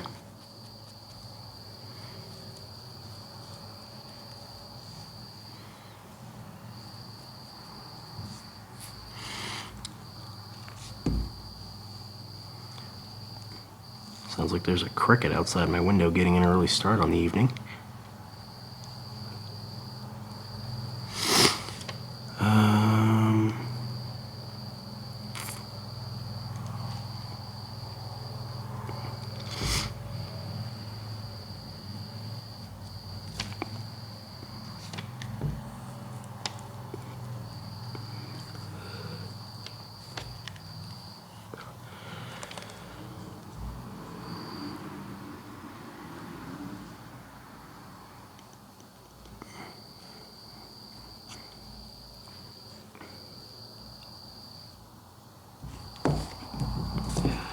Alright, let's flip this guy over and get in under some of these spikes, make sure I don't miss anything.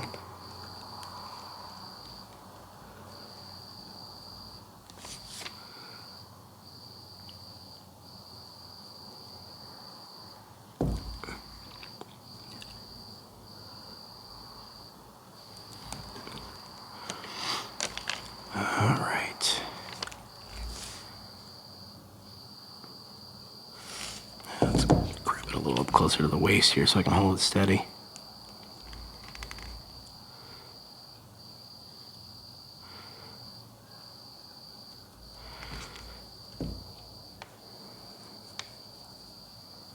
You can see here how just some good paint choices can give you some really nice effects without having to go crazy. You know, we got the blend here of the two different basic colors, and those are like super basic. Those are, you know, 75 cents. I think the metallics might be $2 or $3. So the materials, and of course, obviously, you're not going to use a whole bottle for one project, probably. Some materials do not have to be a limiting factor for you. And there isn't even any particular technique I'm using here for the spikes. This is just time and patience. And even the, you know, even the layering that we were doing earlier on the body is pretty simple. You saw how that went. Just a good solid base layer and a lighter layer over top, so we get that nice blend effect.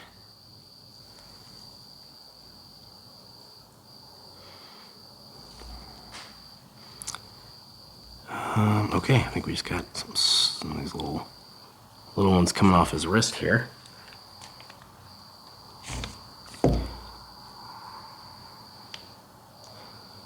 And we are just about done with the spikes and this emerald color.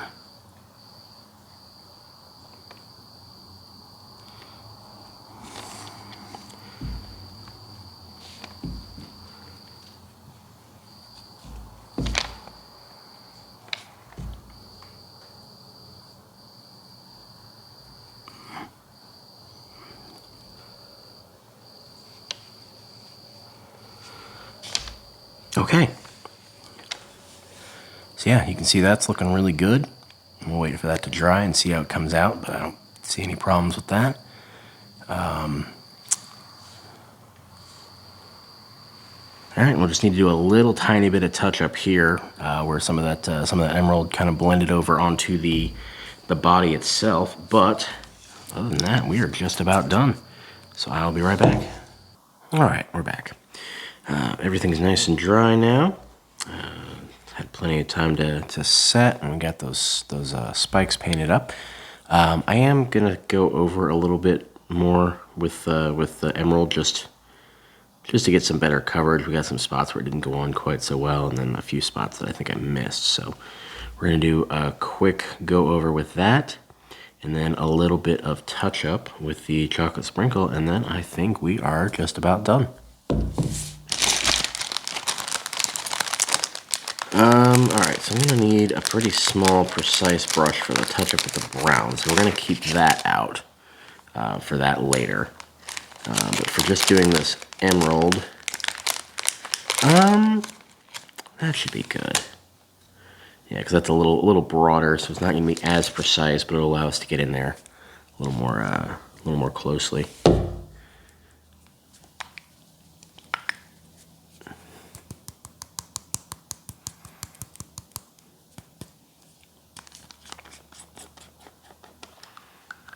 There we go.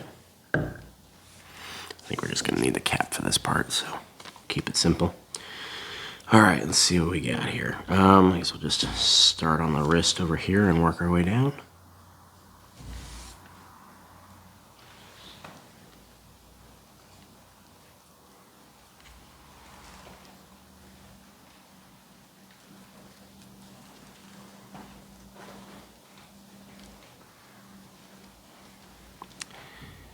Hopefully this will be light enough that it'll...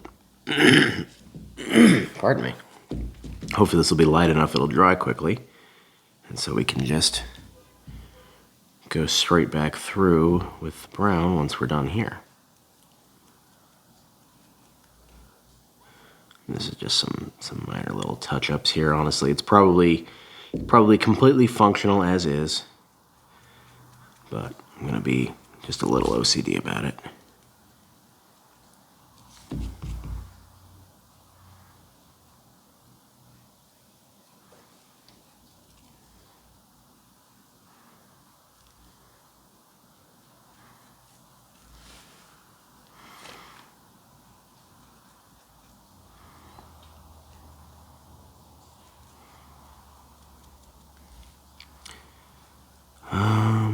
What were we talking about?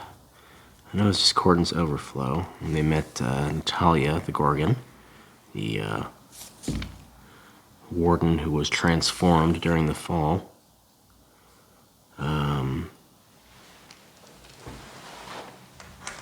Wind is a little brisk today. Well, not brisk, that's not the right word. It's quite warm out, actually. But the frisky, that's probably the word I was going for. Yeah, the wind's a bit frisky today.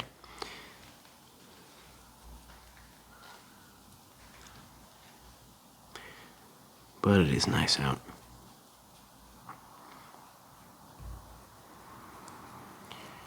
Got to enjoy spring while it's here. Because once summer rolls around, I'm definitely not opening up the windows. Summer and I do not get along very well. As you can see, I've got a little too much natural insulation for that.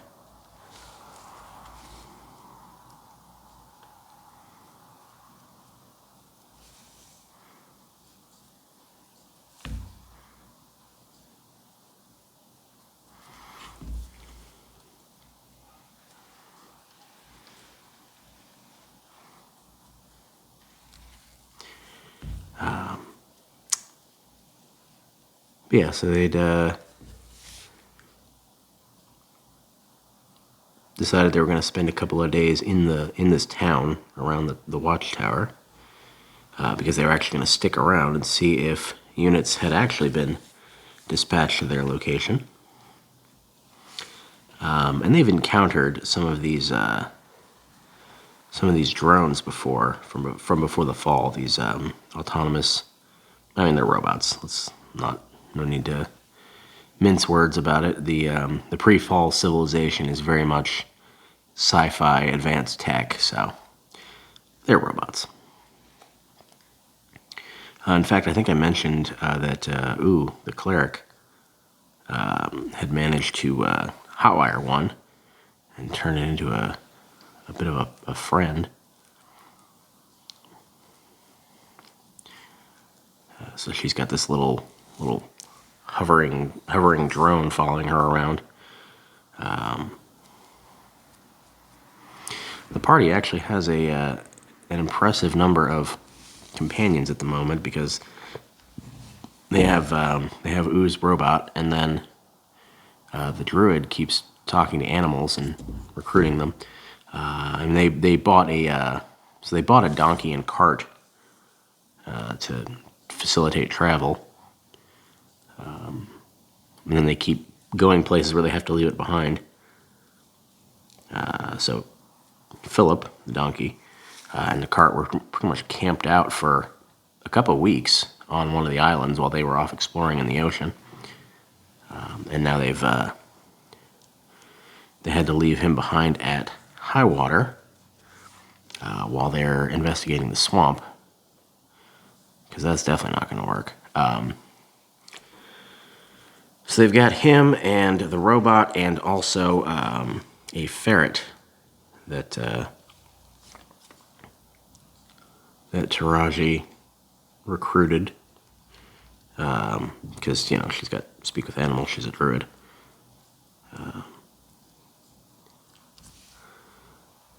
And his name is Roy, which is short for the Destroyer. She had a lengthy conversation with him about what he wanted his name to be. He'd never really given it any thought. So she suggested that, and he approved. We actually are going to do a little one-shot coming up here in a couple weeks. Because we were joking around at the table about how Roy and Philip and Nurse, the name of the robot, are all just hanging out back with the wagon in high water while the party's off getting into shenanigans in the swamp. And someone, I don't remember who at this point, said it'd be really funny to, they have a little side adventure while the party was gone. And we all liked that idea enough that we actually decided to go for it. And one of the players volunteered to run it, so I'm actually going to get to play, though I'm not sure what yet. Taraji's player wants to play Roy, and of course, Oo's player wants to play Nurse. So it's between me and Cerul's player as to who's going to get to play Philip and who needs to make a guest star for these shenanigans.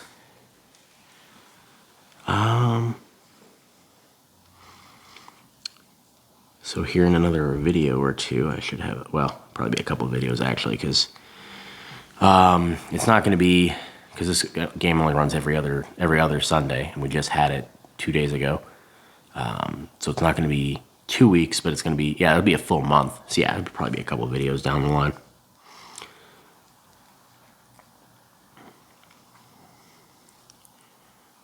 Okay, I think that is good for there. So let's put that down and cap this. And we'll get back into that chocolate sprinkle and do a little bit of touch-up. And then I think we have ourselves an Earth Elemental.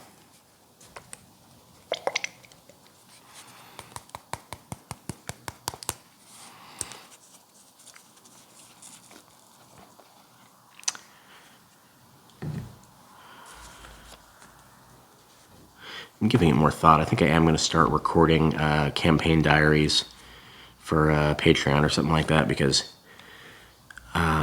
these first couple of videos I'm doing all at once before I launch the channel, so I can get into a lot of stuff. But going forward, I'm only going to be doing one video per week, and I have a couple of games running, so probably wouldn't be able to properly keep up with all that. But I can do. I can also go a lot more in depth if I'm doing full campaign diaries after every session. And hopefully my stories are engaging enough that people will be willing to toss a couple of bucks a month to hear them.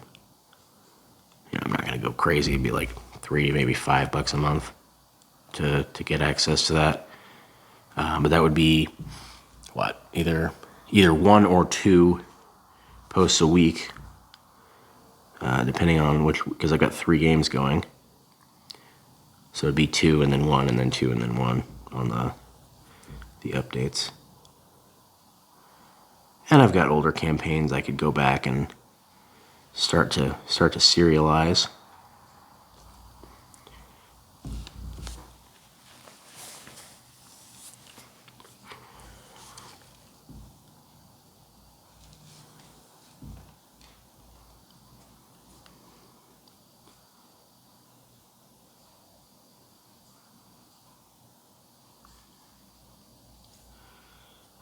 Here's where we're going to have to get real precise, because otherwise we're just going to be I think I mentioned that earlier down here. You can potentially go back and forth forever doing touch-up.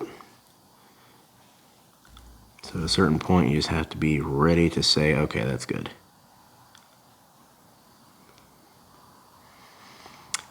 And I think we're about done with this project. So we are very closely, or very quickly approaching, rather, the point where I'm going to say, yeah, that's good.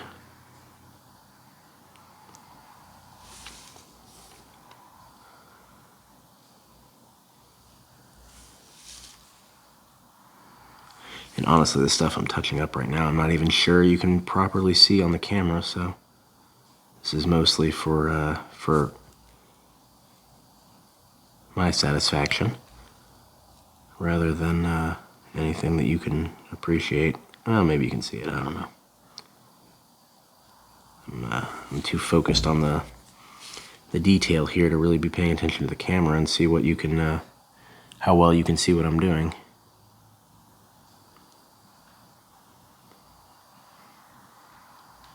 But as you can see, I'm using this tiny little brush. Well, tiny by my standards.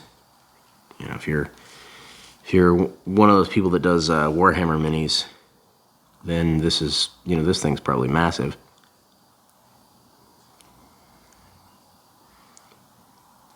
I have incredible respect for the talent and precision that those people have, but that is way more than I want to try to do, which is unfortunate because Warhammer looks fun as heck. I mean, I guess you don't have to paint your minis, or you can pay someone else to do it, but that would get expensive.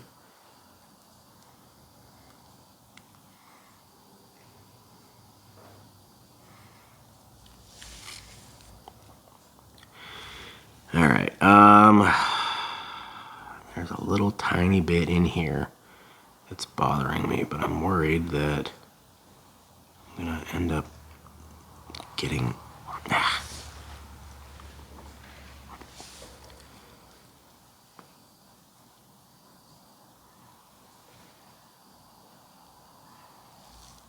Yeah, there we go.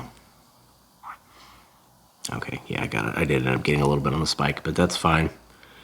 Because, yeah, we're at the point where I'm going to say it's okay.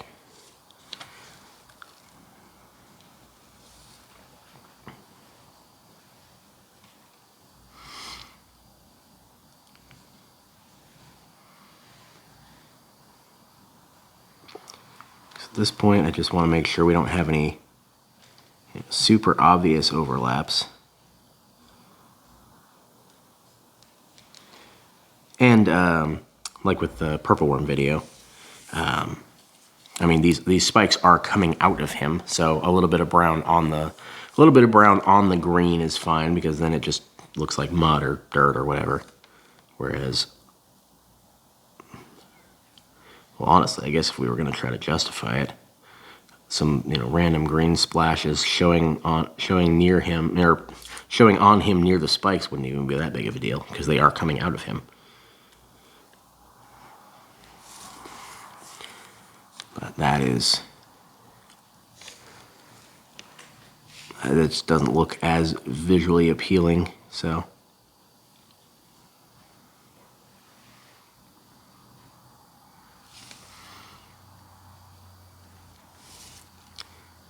And I think that should actually be a break there. So I'm gonna dip in real quick here and try to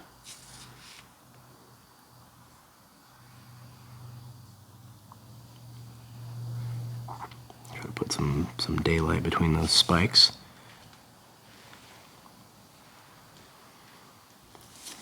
Oh, okay, now I'm still on camera.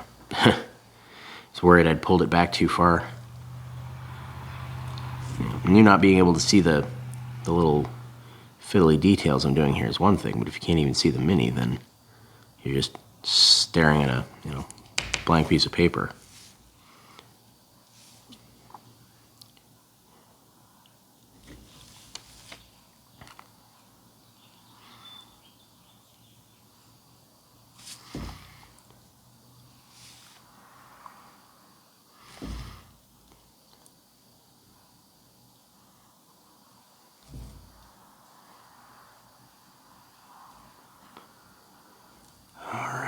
Oh, now we still got some more over there.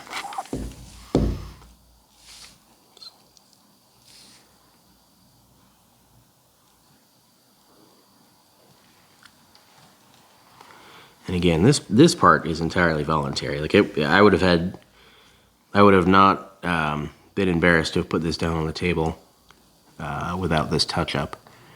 But if you feel so inclined, there's nothing wrong with doing a little bit of extra work to really make it A+. And that's the important part about minis painting, is you only have to go to the extent that you are comfortable, or not comfortable, I guess that's not the right word.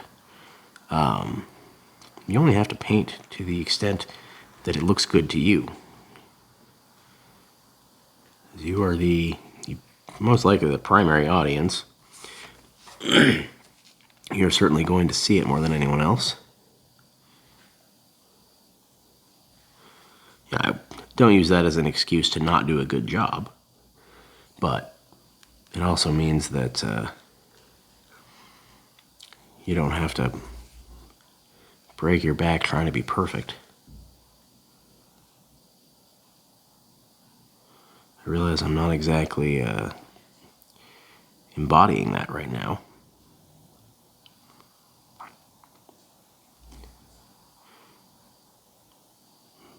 But I encourage you to only... Oh, wait, one more.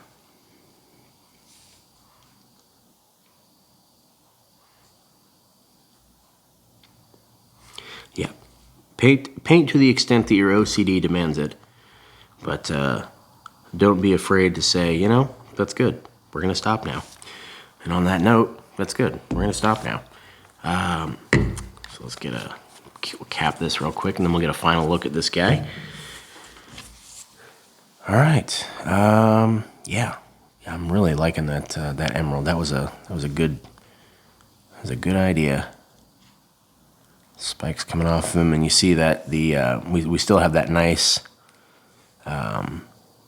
layering effect with the two different browns, doing the darker color first, and then the lighter color, doing a solid layer of the dark color, and then a sort of a moderate layer of the lighter color over top. We get this really cool two-tone layered effect, and because of the difference, just the variance in coat thickness, you get different effects, different shading. So that's a really simple way to get a really nice effect. As you can see, it came out pretty well. And then the rock, I'm pretty pleased with. The green isn't as dark as I thought it was going to be, but we managed to dirty it up with a little bit more of that chocolate sprinkle. And again, just layering and paint choices. So you can see we got a pretty good earth elemental lord there. It's gonna be chucking boulders at my players before too long, I imagine. But yeah, you can see how easy it is to do with just very basic materials. Little 50-cent bottles of paint, nice little variety pack of paintbrushes. It doesn't have to be complicated. So if you enjoyed this, please hit like, subscribe, drop a comment below, share the video. All hail the algorithm. I do also run games professionally online over on startplaying.games. There'll be a link down in the description. So if you're interested in that, stop on by. And thanks for coming in. Have a nice day.